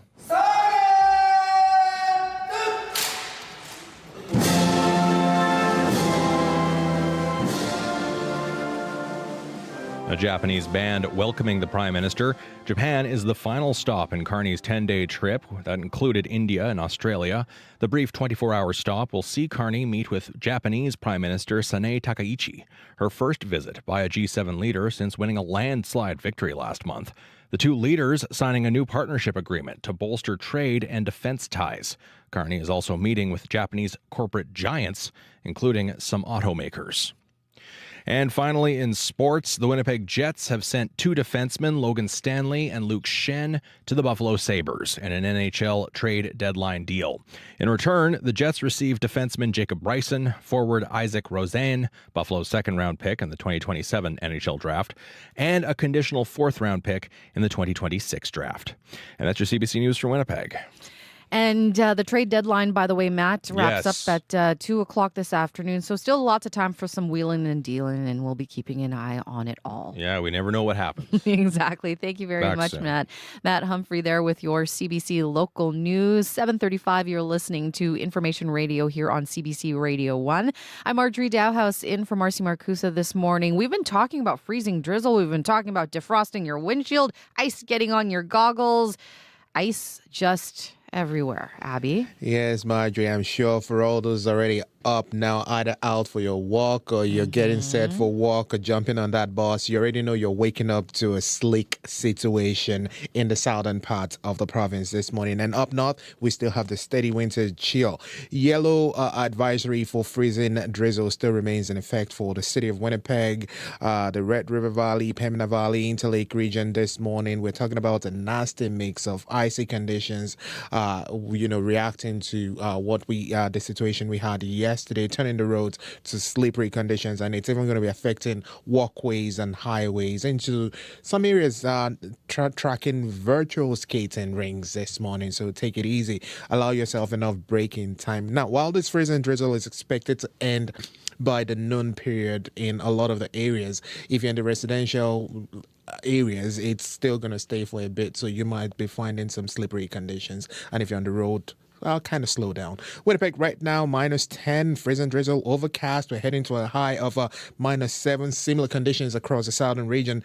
We will see highs also between -3 and -7. While up north, we're seeing a range of, winter conditions with temperatures, sitting between -12 and -19. Light snow falling in most of the regions up north. But tonight, the wind chill is expected to drop towards -41 in the Churchill area. So it's returning. You might get some mild conditions during the day, but overnight it drops to -41, 42. So it's still that messy, greasy morning in the south and steady winter cold in the north. Winnipeg, freezing drizzle, -10. Thank you very much, Abby. Thank you. Speaking of that freezing drizzle, Sierra Sanders joins us again in studio. How's that morning commute going so far, Sierra? It's looking pretty smooth so far. I haven't gotten any calls on the commuter line, so that kind of tells me that the drive is looking pretty good right now, despite those conditions that we kind of heard Abby reference there. You kind of did all the talking for me, so thank you, Abby.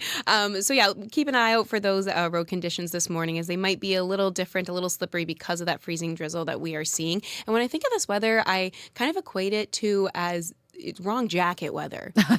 Because you could go either way right now. And sometimes you just have to accept the fact that you might be a little cold or you might be a little warm. So I kind of think about that when I keep that in mind in the morning when I'm getting ready. Abby says wrong shoes as well, too. Agreed. Because the worst thing, because if you wear runners, because you think, oh, it's nice out there, it's not too wet. Next thing you know, your shoes are soaked. You got soaked socks. Not fun when you come into work or wherever you're going with that kind of stuff. So keep that in mind if you are getting outside today in general. Take a look at the temperature, see what might suit your needs the best. The number to call if there's something going on out there that you want to let me know about is 204-788-3093. It is a big day for fans of the Winnipeg Folk Fest. It is a big day for fans of the Winnipeg Folk Festival. Last summer, they celebrated a full half century of music and community at Birds Hill Park. Well, now they've unveiled the lineup for the 51st edition of the festival. Chris Freyer is the Winnipeg Folk Festival's artistic director and joins me now. Well, good morning, Chris. Good morning, Marjorie. You're following a big anniversary year for the Folk Fest. What was your goal when you were putting this lineup together? Oh, you know what? I think it was it's so incredibly different going into the 51st because we did so much looking back to the last 50 years, and I think what we're trying to do now is kind of set ourselves up for the next 50 years. And in particular, I really try to strive to pull a lot of acts from from all over from all over the world to come to the festival, from all different other festivals that I partner with, to make it a unique lineup for us that is it's hard to guess. We have a lot of people that like to guess what the lineup's going to be like, but we like to bring people that have not been artists who haven't performed in Winnipeg or at the festival before, and we definitely accomplished that this year with particularly with our headliners for the festival. Well, the guessing is over because the list is out. So let's dig a little bit more into that now, Chris. Who are some of the big names that you are excited to welcome this year? Well, an act I've literally been trying to get for the last 15 years is of Monsters and Men, who hail from Reykjavik, Iceland. Big touring band. I kind of say to people that they're kind of like the Icelandic version of Mumford and Sons, in the sense that they're very folk based, but have a lot of indie roots as well. And it was actually really timely because it's the 150th anniversary of the Icelandic settlement in Manitoba, and I know that the artists in the band have family that live here in the province. Live in Gimli in particular. So that was just kind of nice because it just perfectly aligned this year, and I've had so much trouble getting them before. So that was a big one. Of course, people are big Boy Genius fans in the office, outside the office. We've had Phoebe Bridgers at the festival before. We've had Julian Baker back in 2018. Well, we haven't had Lucy Dacus yet. And so people are very excited about Lucy because it's just, again, an artist who hasn't played the market before. She just did All Things Go last summer. It was a big touring festival that was predominantly women and LGBT artists. It sold out all through North America. Father John Misty hasn't played Winnipeg in years and years. And I'm particularly a big fan. Another artist I've been trying to get for years. Stephen Wilson Jr. and Jesse Wells are two artists I saw when I went to Newport Folk last year, who are amazing. Stephen Wilson Jr. Calls his music Death Cab for Country, which is kind of a nod to his indie roots, his country and Americana roots. Jesse Wells, of course, has been blowing up, going viral over his protest songs and criticism of the Trump administration, and is just like a wonderful artist. He did a song on the Colbert Show. He's just, it's just perfect for a folk fest to channel that kind of political songwriting, protest singer-songwriter kind of vibe that you expect to hear at a folk fest. And then Sylvan Esso is a band that I've been a fan of for years. They're actually, Jesse and Sylvan Esso are doing fly-ins, so they're just actually playing our festival. They're coming all the way here. That also makes it special. I've been working with Aaron Goldstein, who was the band leader for the Neil Young 80th birthday celebration at Massey Hall last November, to recreate that at the festival this year. So that's going to be a big feature at the festival with tons of different artists sitting in, doing some of Neil Young's classics just to celebrate his 80th year on the planet, and his appropriate ties to Winnipeg. And then, and I've been traveling to Colombia and all these places and seeing great music that I'm bringing back. So I'm doing a feature on Colombian, South American music, mostly the kind of music that people enjoy, young people enjoy when I'm down in Colombia. And so just bringing some of those pieces of music that I'm experiencing when I'm traveling abroad, back to our audience. That's kind of what makes it kind of special and refreshing and vibrant.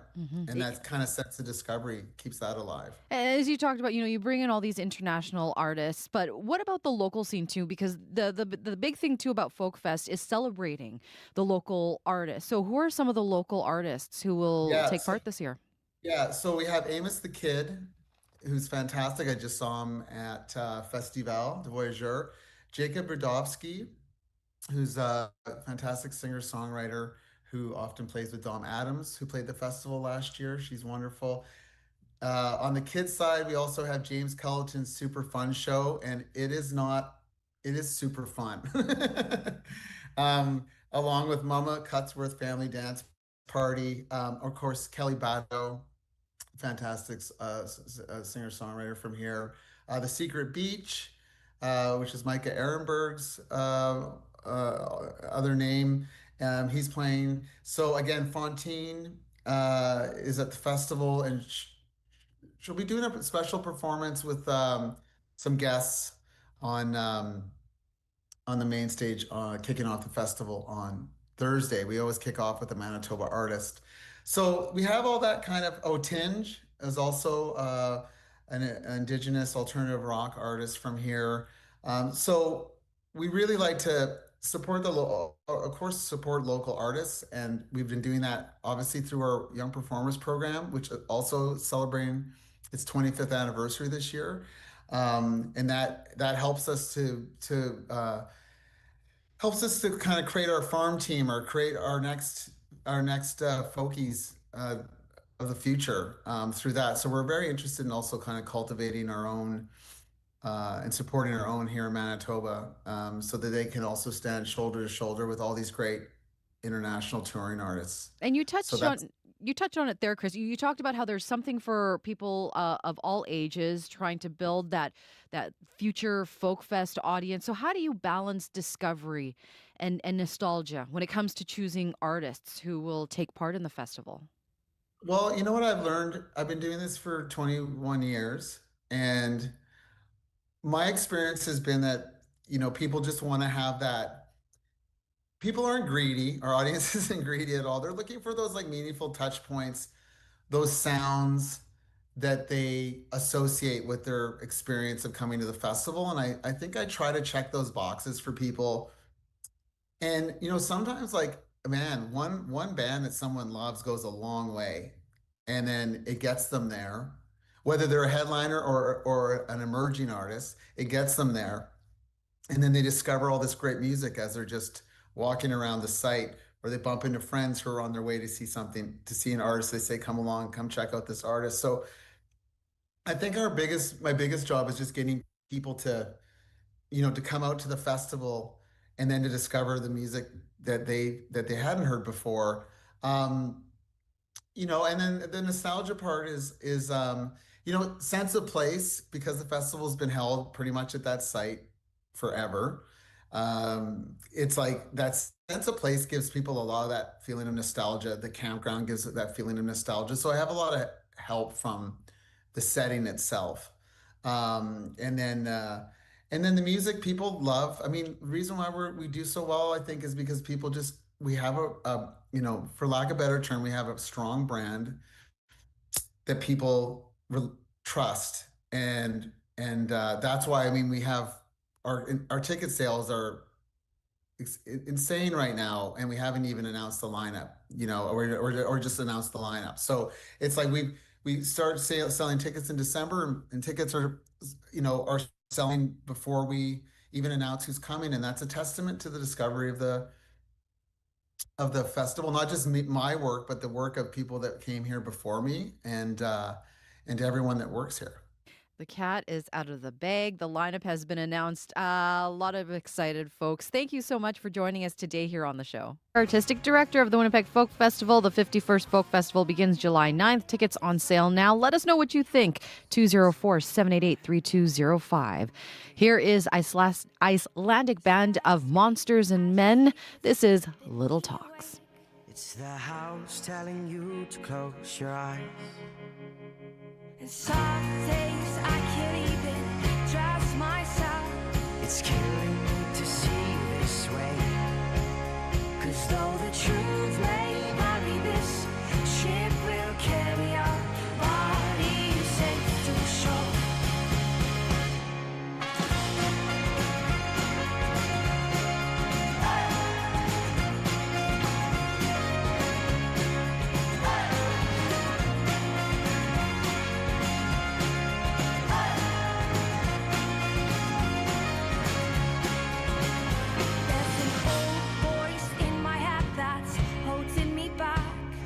Tell her that I miss our little talks. Soon it will be over and buried with our past. We used to play outside when we were young and full of life and full of love. Some days I don't know if I am wrong or right. Your mind is playing tricks on you, my dear. 'Cause though the truth may vary, this ship will carry our bodies safe to shore. Don't listen to a word I say. The screams all sound the same.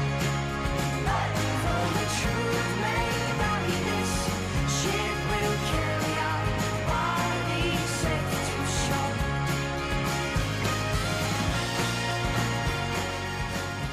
Good tune. That is of Monsters and Men with Little Talks. They will be performing at the Winnipeg Folk Festival this summer. The lineup for the 51st edition is out now. Should be a great time. 10 minutes now to 8 o'clock, and you're listening to Information Radio here on CBC Radio 1. Premier Wab Kinew is floating the idea of taxing the top 1% of income earners to help with education property taxes. Several school divisions announced property tax increases for the next school year, some as high as 9.3%.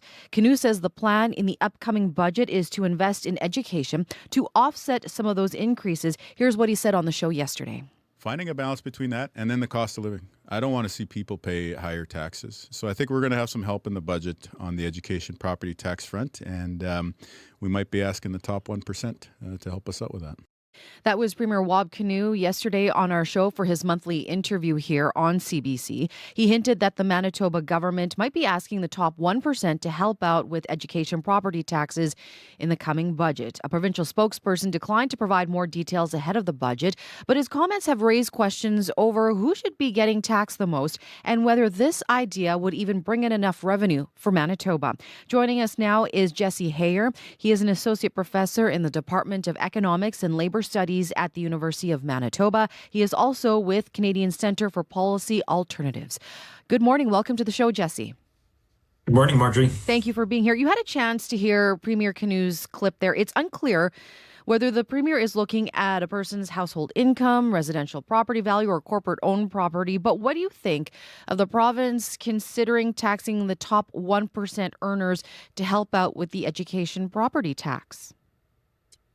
At a high level, asking those who are the most well off right now to pay a bit more makes sense to me. The province is in a challenging situation. They're running really high deficits, and a lot of the challenge related to that deficit has to do with the revenue side of the equation. So looking at where the province can get more revenues, I think this makes some sense. Maybe describe to our listeners, when the Premier is referring to the top 1% here, the 1%, what does that look like here in Manitoba? Well, the most recent data we have is back from 2023. And at that point, to just get into the top 1%, you had to make $235,000 or $100,000. So that's the cutoff to get in. But we have to remember the top 1% is a diverse group in the sense that there's some really high income earners. If you look at the Canadian data, the average income for the top 1% is about double what it takes to get into that group. So we're probably looking at around $500,000 on average for what people make to be in that group. Okay, so when you're talking about that income bracket, you're not talking about household, you're talking about per person, right? Yes. Okay. The Premier, I know, wasn't specific on details. We're still waiting for the details on the budget to come out. But what could the province's plan look like here if it does plan to go after the top 1%? Mm-hmm.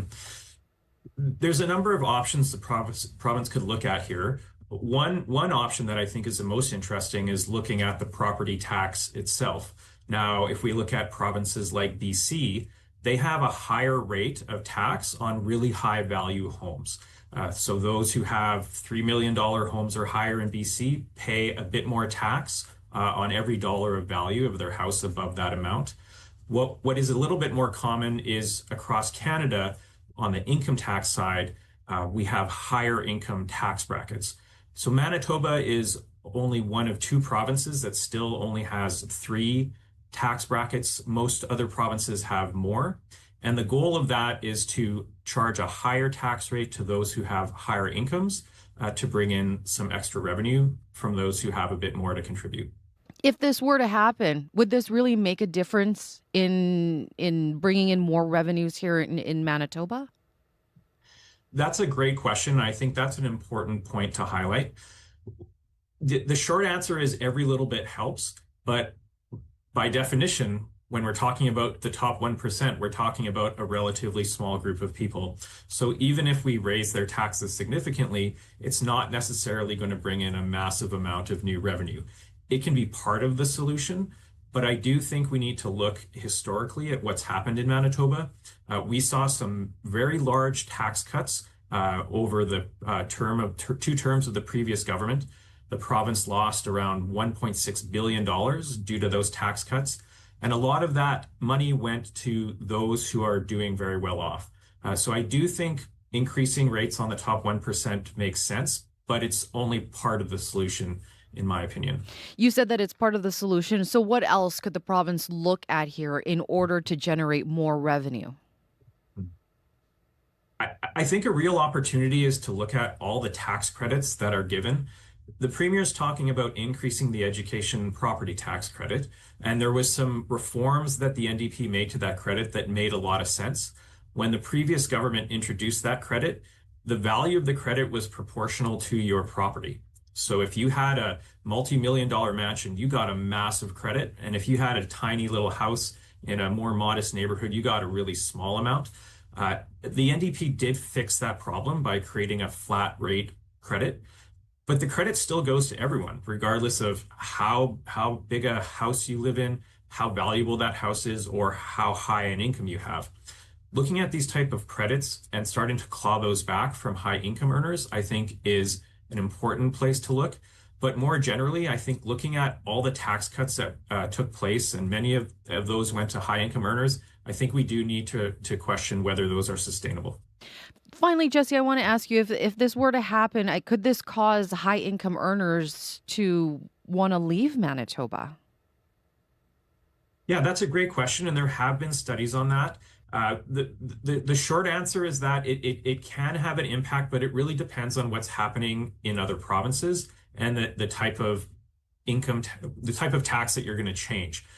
Property taxes seem to be ones that don't end up leading to a lot of behavioral change. Income taxes a bit more. But if we look across the country, Manitoba's top income tax bracket is still lower than most provinces. So I think there is some room here to grow with respect to the amount of tax we charge the highest income earners. Jesse, I really do appreciate you joining us on the show today and your insight on this. Thank you so much for being here.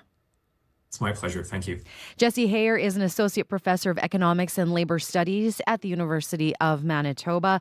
Budget day is March 24th.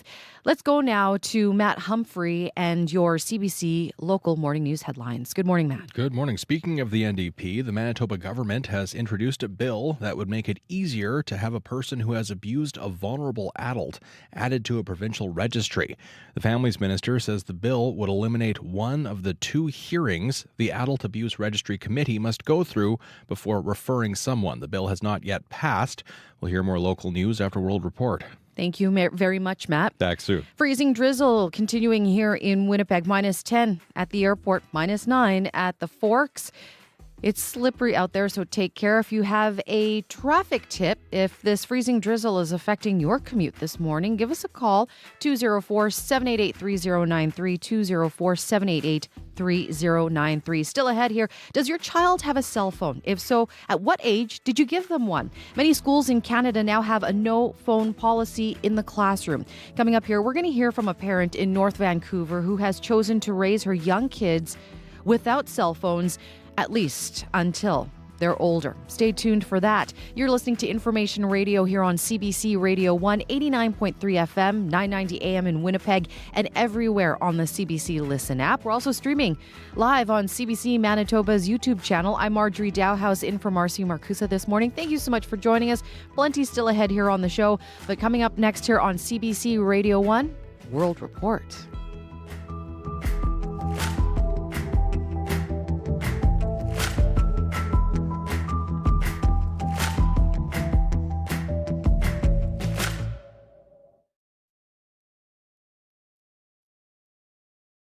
On cue. I'm Garvey Bailey in for Tom Power. The director Baz Luhrmann is known for spectacle, from Moulin Rouge to The Great Gatsby. Now he's bringing his signature bold style to a new documentary about Elvis Presley. Hey, the light's on. I can see you. Hello out there. Hello.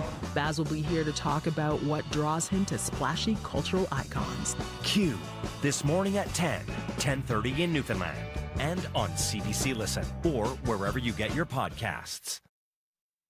The CBC News is next. Coming up in half an hour, it's The Current with Matt Galloway. The click-click of mahjong tiles has long been a familiar sound among older people, but the Chinese game is having a moment with Gen Z to talk about the joy of mahjong and how it connects people offline, lets them have fun, and learn about history and culture on The Current. This is World Report. Good morning, I'm John Northcott. Beirut is under a massive aerial assault this morning. Israel's military says it has already conducted 26 waves of strikes on the capital's southern suburbs, following a night of heavy bombardment. While the IDF claims it's hitting Hezbollah weapons sites, the UN is warning of a humanitarian crisis. Human Rights Chief Volker Turk says the forced displacement of hundreds of thousands of Lebanese civilians could constitute a breach of international law. At the same time, the war against Iran is entering a much more volatile phase. The U.S. Defense Secretary is warning that the air campaign will, quote, surge dramatically this weekend. Overnight, American B-52 bombers and stealth aircraft struck ballistic missile sites deep inside Iran, while the U.S. Navy confirmed it has set an Iranian drone carrier ablaze in the Indian Ocean. Iran has responded by launching missiles at several Gulf neighbors that host U.S. forces, including Qatar, Bahrain, and Kuwait. U.S. President Donald Trump, meanwhile, says he wants a direct role in picking Iran's next supreme leader. This follows the death of Ayatollah Ali Khamenei, who led the country for nearly 40 years in the opening U.S. and Israeli airstrikes of the war. As the succession battle begins in Tehran, CBC's Willie Lowry has the latest from Washington. Willie, there's been a lot of talk about Khamenei's son as the frontrunner to replace him. What's the president saying about that? U.S. President Donald Trump has been pretty clear. Mojtaba Khamenei, the 56-year-old son of Supreme Leader Ayatollah Ali Khamenei, is not an option, at least if he has anything to say about it. After days of seemingly avoiding discussing the possibility of regime change, Trump telling Axios that he needs to be involved in picking the next leader of the country, just like he picked Delcy Rodriguez to run Venezuela, a move the administration has been very pleased with so far. Trump also urging IRGC members to lay down their arms and regime officials to defect. We also urge Iranian diplomats around the world to request asylum and to help us shape a new and better Iran with great potential. It's a country with great potential. There's much better future for Iran. It's now beginning. It's going to be, I think, a great future, and the United States will ensure that whoever leads the country next, Iran will not threaten America or its neighbors. Trump also saying that the U.S. had names in mind of who potentially could lead the country and that they were keeping an eye out on them as much as possible. And also, Willie, the administration meeting with some top U.S. defense contractors today. What can you tell us about that? Yeah, so U.S. media is reporting that the administration will meet with some of the country's largest defense manufacturers, including Lockheed Martin, RTX, formerly known as Raytheon, and others. The meeting comes as questions swirl around U.S. munitions supply and how long they can carry out the current military operations against Iran. Defense Secretary Pete Hegseth says munitions are not an issue. We've got no shortage of munitions. Our stockpiles of defensive and offensive weapons allow us to sustain this campaign as long as we need to. Hegseth adding that the amount of firepower over Iran was about to surge dramatically as the conflict continues to escalate. The CBC's Willie Lowry in Washington. Thanks, Willie. My pleasure, John. Police in London have 4 men under arrest on suspicion of spying for Iran. The overnight raids were part of a counterterrorism operation targeting those suspected of conducting surveillance on the city's Jewish community. Dominic Velitis has more on the arrests and the long-standing warnings about Iranian intelligence threats in the UK. The 4 men, aged between 22 and 55, were arrested in the early hours of this morning. Detectives say 1 is Iranian, while the other 3 hold dual British-Iranian nationality. They're being held on suspicion of spying for Iran as counter-terrorism police search 5 properties in and around the British capital. 6 other men were taken into custody on suspicion of assisting an offender. The arrests follow a long-running investigation by police into the suspected surveillance of locations and individuals linked to London's Jewish community. British lawmakers and domestic spy agencies have been warning for years of the threat from Iran. Last week, Britain's Prime Minister Keir Starmer stressed the Iranian regime posed a direct threat to the country's Jewish community, having allegedly supported more than 20 potentially lethal attacks on UK soil. Dominic Velitis for CBC News, Bristol, England.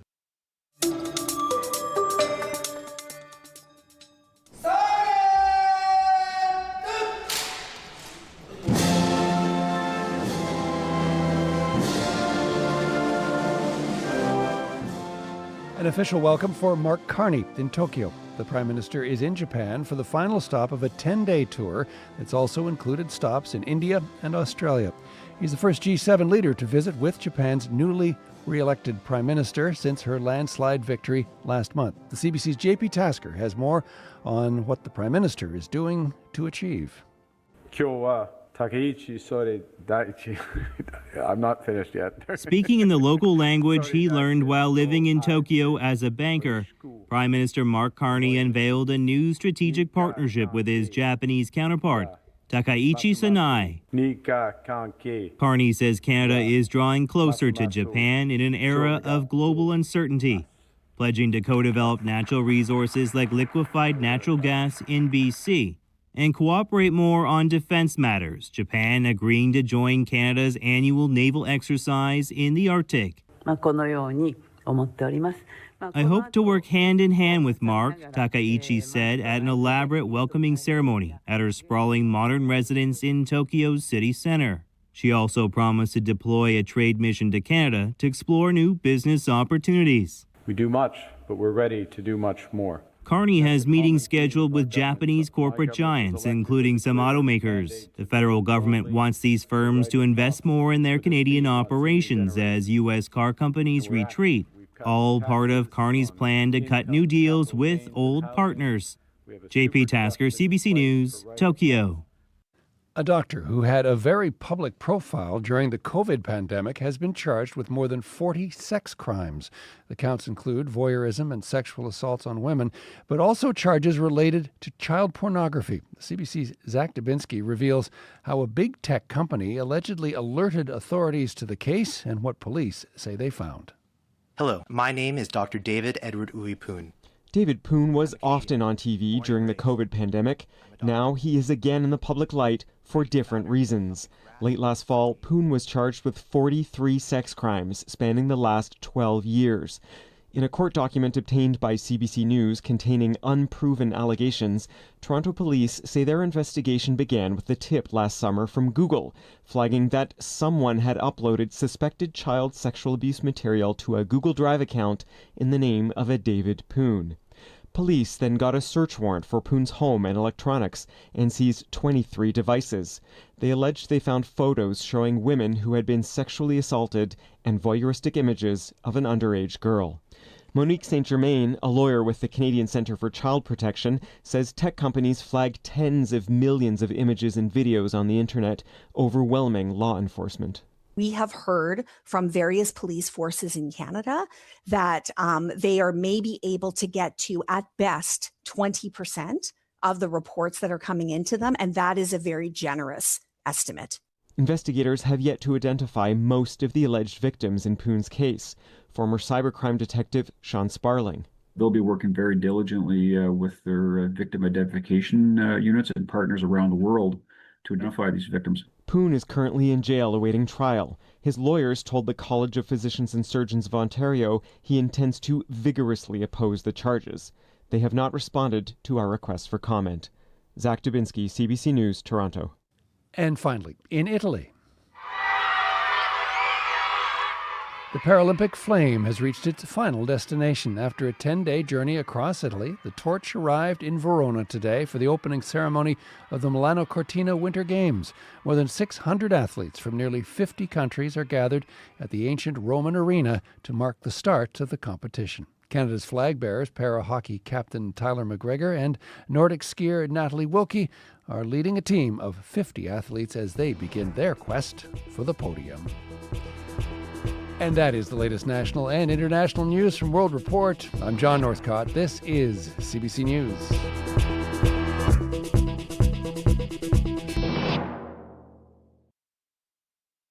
Good morning, Manitoba. You're listening to Information Radio here on CBC Radio 1, 89.3 FM, 990 AM in Winnipeg, everywhere on the CBC Listen app and streaming live on CBC Manitoba's YouTube channel. I'm Marjorie Dowhouse in for Marcy Marcusa this morning. Thank you so much for joining us. It is Friday, and the Friday before, yes, you gotta move your clocks forward 1 hour this weekend. Daylight savings is happening, but coming up on this final segment of the show. I feel like the kids are growing up too fast as it is, and we want the kids to be kids as long as possible. Coming up, we'll hear why one parent is raising her kids without cell phones and why she is glad her school's Parent Advisory Council is doing the same. That conversation is coming up. We're going to get the very latest in your forecast as well and check in on that morning commute. You're listening to Information Radio here on CBC Radio 1. At 8:11, with a look at your CBC morning local news headlines, here now is Matt Humphrey. Good morning, Matt. Good morning. Emergency doctors at St. Boniface Hospital say long wait times, exceedingly long wait times, are the new normal. And it's demoralizing to see the problem grow across the healthcare system. The doctors we spoke with say it's not uncommon for someone to have to wait 20 hours before getting care. We'll hear more at the bottom of the hour. And a jury has found a man accused of fatally shooting 5 people at a Winnipeg rooming house in 2023 guilty of 5 counts of second-degree murder. The families of the victims of Jamie Felix say they were happy when the verdict came down. We'll hear the latest at 8:30. Thank you very much, Matt. Back soon. Matt Humphrey with your CBC local news headlines. Good morning to the crew here on Information Radio. Darren Morash is producing our feed on CBC Manitoba's YouTube channel. Sierra Sanders keeping an eye on that Friday morning commute. And Abby Adeyemi is, of course, keeping an eye on that forecast. And we've had this yellow freezing drizzle advisory pretty much all morning, haven't we, Abby? Yes, you'll want to watch your step and also your speed across the southern regions this morning for sure, because we have that yellow advisory for freezing drizzle in effect for a bunch of regions in southern Manitoba. This would impact Winnipeg. It's going to impact regions from Morris, Morden, Winkler, Altoona, all the way down to the U.S. border. The 75 will be a bit slippery this morning, so take it easy. And also the Interlake region, you'll be seeing slippery conditions extreme slick, so you need to take it easy on the roads. Surfaces are going to be even walkways are going to be like pretty slippery this morning. These conditions is just due to, the kind of weather we had overnight into this morning and made those below freezing and digits make things slippery this morning. But Winnipeg right now, -10 at the airport, light freezing drizzle reported there. That's going to be lingering for most of the day. We're also spotting some fog patches at the airport this morning, so that's also something to report. We're heading for a high of -7 today as the ice and the snow tapers off around the noon period, giving way to some cloudy conditions. We're going to see the winds really come from the northwest later. We notice some gusty conditions, which would make the wind chill feel close to -20 this morning. While up north, we're seeing much like that's winter cold, just holding things down around -20 with just winds coming from the northwest also. Sunny skies already in most regions up north, but down south, we're more under the cloudy conditions, more like an overcast, freezing drizzle, slippery roads, light snow spotted here and there. So allow yourself braking time, and also pedestrians, take it easy. If you're a cyclist, also give yourself enough time to brake this morning. But Winnipeg, we're just at -10 right now. And give yourself a little bit of time to just even take your time to get out there. When I was leaving the house this morning, I felt like I was walking like a tightrope, like my arms were like this. I think this is, true. And it's a day you need to pick the right shoes because you need your grips today. Yeah. Yeah, it's a good thing I didn't wear those high heels to work. I got the boots out. Yes, no. I wouldn't do that right now, not in Winnipeg. Thank you so much, Abby. Sierra Sanders joins us now in studio. Boy, Sierra. Right shoes, right jacket, just even all the right clothing, for all the temperature changes. So much thought now. Yeah. You were doing kind of like the penguin waddle, almost. Kind of like waddling a little bit like a penguin, just to make sure you're not taking too big of steps, but making sure you're still moving in time, Yeah. Got to get to the car.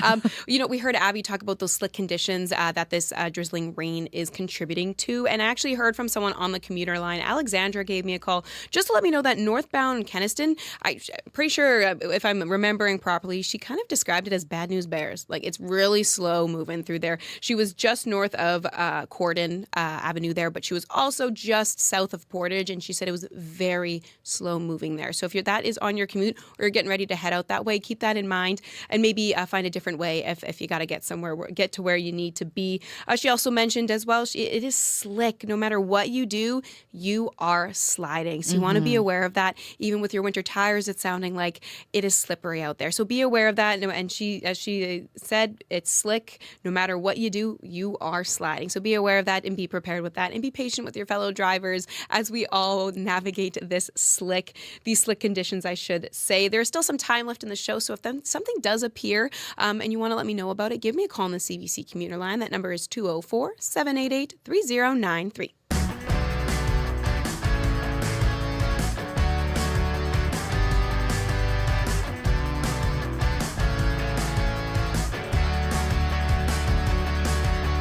Coming up now to 16 minutes after 8 o'clock. Most kids these days have a smartphone, but should they have one?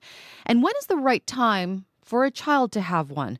Those are questions parents grapple with when it comes to raising kids in this tech-driven age. Yesterday on Up to Speed, we heard from Jacques Marcoux with the Canadian Centre for Child Protection on how to keep kids safe on smartphones.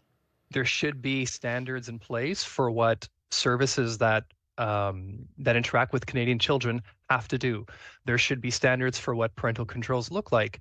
There should be standards for how companies respond when a child maybe sends in an abuse report to the platform because they're being harassed online.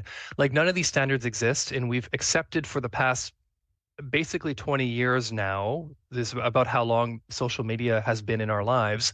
For the past 20 years, we've kind of accepted that we've let the industry self-regulate and make these determinations, but we're at a point now in history where we now have to take the keys and get in the driver's seat and make some of those decisions for them. That is Jacques Marcoux, the Director of Research and Analytics at the Canadian Centre for Child Protection. He was speaking there with guest host Julie Buckingham on Up to Speed about Instagram's latest move to alert parents when their teen searches for terms like suicide or self-harm. Our next guest has a lot to say about this topic. She is raising her 3 kids without any access to cell phones, to mobile service. Her school's Parent Advisory Council in North Vancouver is taking a pledge to do the same as part of a pledge with Unplugged Canada, a grassroots parent-led movement. And Kendra Lowe joins us now. Good morning. Good morning. Thanks for having me. Thank you for being here. Why are you choosing to raise your kids cell phone free? It's a great question. I think what it comes down to is we want them to be kids as long as possible. They, as you just heard, they have access to so much now, so much that we don't even understand. And this unrestricted access it's scary. I think being able to allow them to be kids for as long as they can, to choose to go outside, to go and kick a ball or climb a tree or play with friends, rather than getting sucked into this black hole of the internet and apps is what we're trying to encourage. So not giving them access to cell phones. And it's not to say that the cell phones aren't around, but none of our kids have their own cell phones. Smartphone or non-data phones. And we've actually just reinstalled a landline in our house so that if they need access to talk to somebody or get a hold of one of us or friends, they can actually go the old-fashioned way and use the landline. We want them to develop social skills. We want them to be able to talk to people. We want them to connect in the real world. There's lots of time later on for them to be accessing that online. Yeah. We want to teach them the right ways to use the phone, the right ways to access things online. It's so hard right now to know how to keep them safe. There's so much online that we don't even understand. And this technology is not just it's not just everywhere, but it's so addictive as well. Kendra, by the way, how old are your kids? My youngest is 7, just turned 7, and then I have a 10-year-old and a 12-year-old. So 12-year-old's on the verge of being a teen, and of course this conversation's coming up on a regular basis now because a lot of his friends have cell phones, and not just cell phones, but data packages and iPhones and the whole lot. Yeah, and So, I was going to ask you about that, but because with kids, when they find out that their friends have, certain gadgets or are doing certain things, they usually ask, well, why can't I have that too? So when you had to explain to your kids that they were not going to have a cell phone, what was their reaction to that? it's never been a part of what they've had at home anyway. So I think that the older child is now starting to ask more frequently, wants more independence. That's obviously a big thing too. I totally understand the want and the need, particularly from parents who, their kids are walking home from school or they're going to activities on the bus on their own, and having the ability to connect with them. That's a conversation we're having as well, as he's gaining some independence too. But I don't think you need an iPhone with access to all the apps and online and everything else that comes with it in order to be able to get in touch with us or for us to get in touch with him. So it's definitely a conversation we're having. I don't think at this point it's much to his disappointment. Maybe he's not going to get an iPhone. There's a huge cost to it as well, but the bigger thing for us is just once you give them access, it's really hard, even with all the restrictions, to actually keep them safe, to know who they're talking to know what they're looking at, to know what content is coming up. Even on some of the child-friendly sites, the children's YouTube and things like that, we're still, my husband and I are actually quite horrified at some of the things that are able to get onto those platforms that we thought were actually going to be restricted. So it's not coming for him, but we would look at potentially a data-only phone so he could actually call. But as I said, we've got a landline, so they can make it to the house and give us a phone call if they need us. So there's definitely a pressure though of the friends, which is I think where this unplugged survey and pledge comes in, is to try and get the word out about the delaying and the dangers of having access to these things early. And it's not just access, but it's kind of unfettered access, unrestricted access. And I was going to ask you about that. So there's this school pledge with other parents. You talk there about Unplug Canada, but maybe explain it to our listeners who are not quite familiar with that movement. Yeah, so a few years ago in the school, kids were allowed to have their cell phones. They were able to have them out during the day. I mean, we're talking kids as young as 5, like kindergartners. You used to see the kids playing together on the playground in the morning, and that was replaced in large part by kids sitting in groups with their heads in their own phones. not talking to each other, but actually talking to each other, but through their phones and other people. And there was a large number of people at the school, parents at the school, that were really concerned about that. There was bullying happening during the day on the phones. And actually, in a great move in 2024, September 2024, the school district actually banned cell phones bell to bell, which was a great start. But the kids arrive early from school, early before school, and then they're around after school. So the cell phones are still really prominent. I've chaired our PAC for 6 years. I just stepped down this last year, and every time we've done PAC meetings, we typically get 5 to 10 parents that maybe show up to hear the latest and greatest news at the school. But the only times we get huge outpourings of parents is when we're talking about online safety. And even in our most recent meeting in February, we had Unplugged Canada come and do a session for parents, and it was eye-opening for a lot of people. And we got 60 plus parents, and a lot of them signed the petition or signed this pledge right after, once they heard the stats of kids being online and the use of sort of unfettered access to cell phones. So it's basically the pledge says that you will delay giving your child a smartphone until after the age of 14. There's a separate pledge online or petition online to try and make the federal government raise the age of access to social media platforms until the age of 16. The big one for us right now is obviously cell phones, because with the cell phones comes all the apps. So I want to ask you, your advice to other parents out there, here in Manitoba, who may be listening, thinking about, cell phones and their kids. What would your advice be to them? Do what's right for your family. Learn everything you can about it before you make the decision to give your kid a cell phone, a smartphone, I should say, not a cell phone, but a smartphone. Understand what they're gaining access to as much as you can.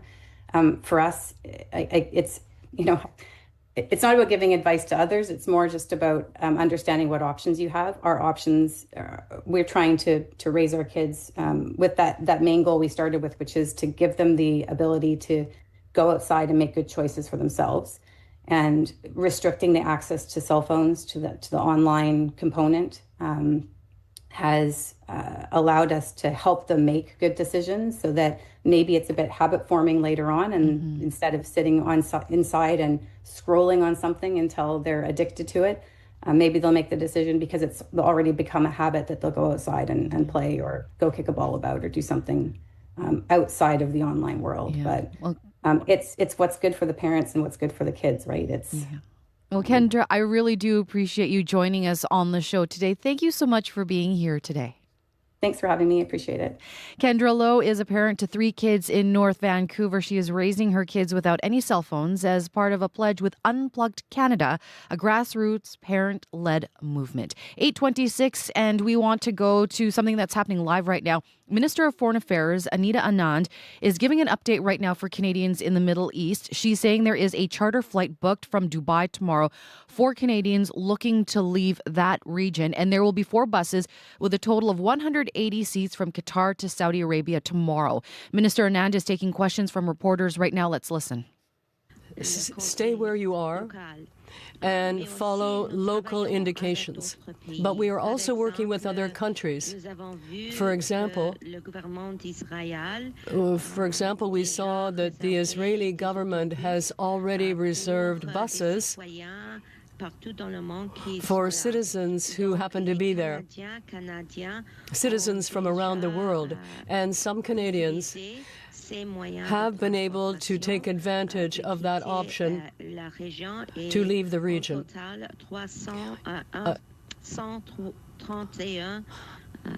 In all, 131 Canadians have already left Israel by bus. Another example, if you'd like one, is that, as I said in English, coordinated our efforts with Australia on behalf of our citizens to allow them to leave Qatar and fly to to Saudi Arabia on Saturday. There are 180 seats on those buses. So we are seeking every possible means and coordinating with other countries so that we can provide as many options as possible to Canadian citizens. So the situation is volatile, but we are working on three different options, three general options: the flights that we have been able to secure on our own, second, block bookings, and third, ground transportation options. And now we'll go over to Ryan.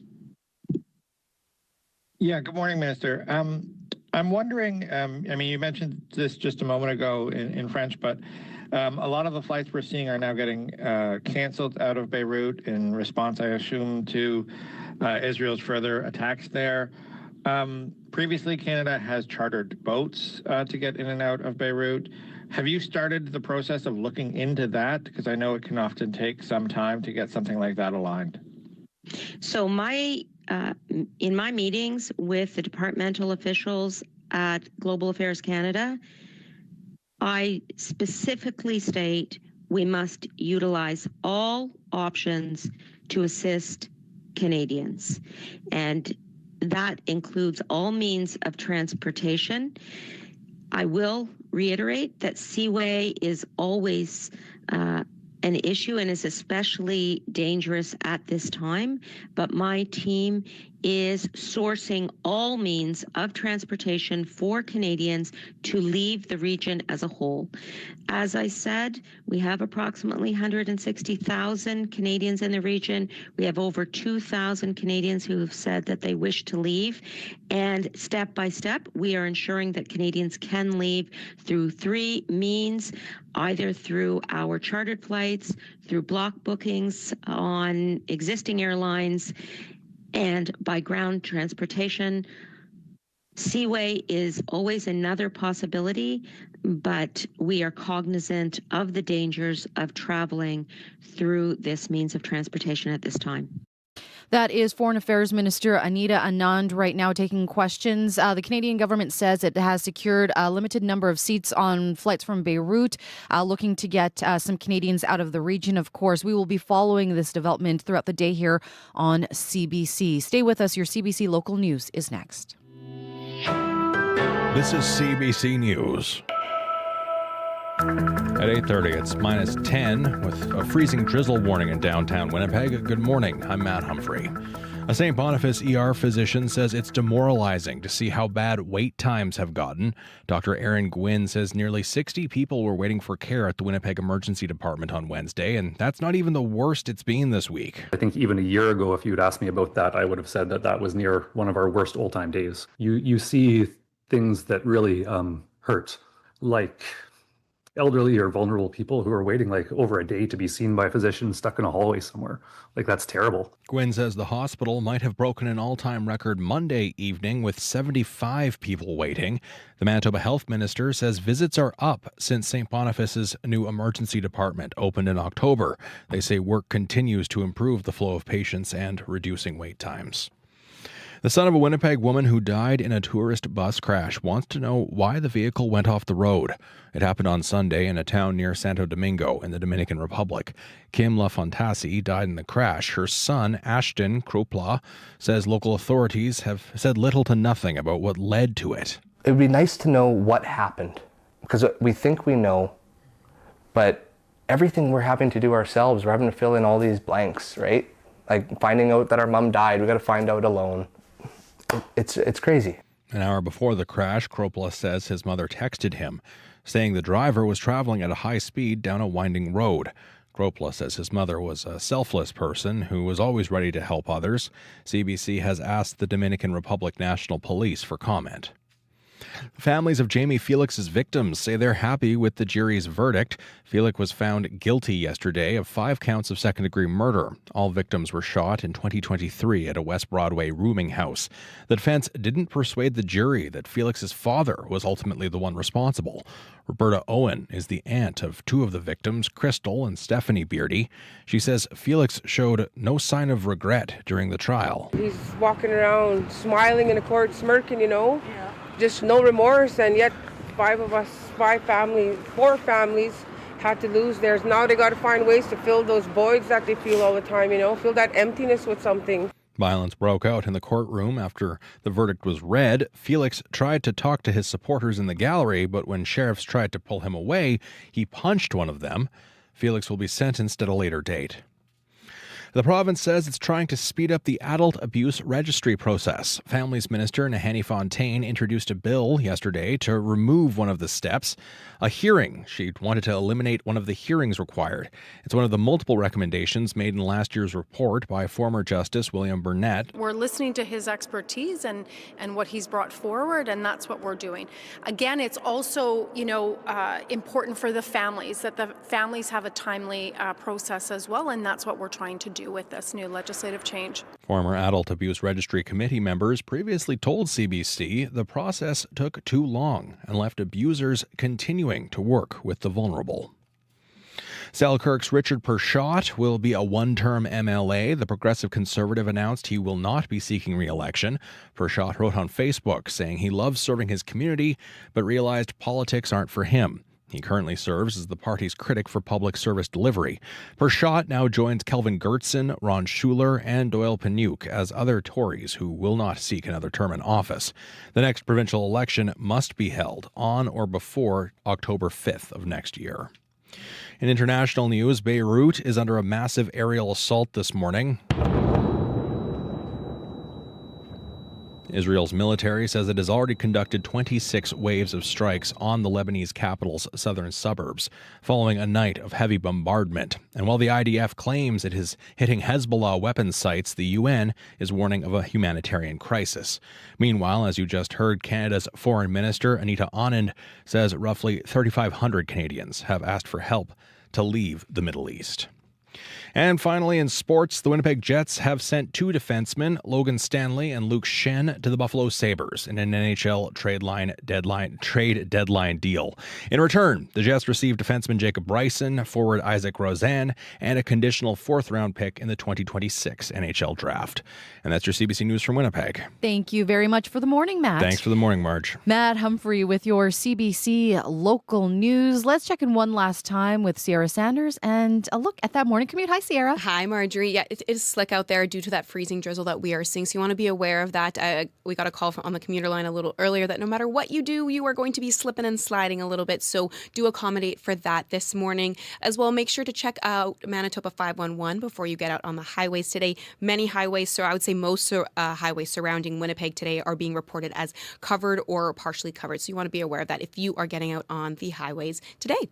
Be very careful out there. That's the message. It is slick indeed. Well, let's check in one last time with a look at your forecast. Hey, Abby. Hey, Marjorie. I'm just going to tell you, watch your step, watch your speed, and watch the roads and the sidewalks. And even if this system tapers off around the noon period, residential areas are still going to be slippery. Sidewalks and even back roads. So take it easy out there. Winnipeg, we've been around -10 all day. This freezing drizzle should taper off around the noon period.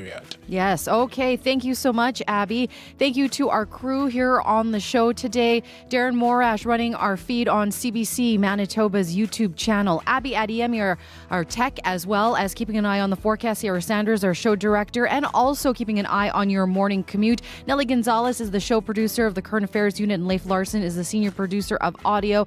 I'm Marjorie Dowhouse in for Marcy Marcusa. It has been an absolute pleasure being with you this week here on Information Radio. Marcy will be back on Monday. I do want to mention, too, that coming up on the call-in today on Radio Noon ahead of International Women's Day, we want to hear about the women that have made an impact on your life. The CEO of the Museum for Human Rights will join Radio Noon at 12:30.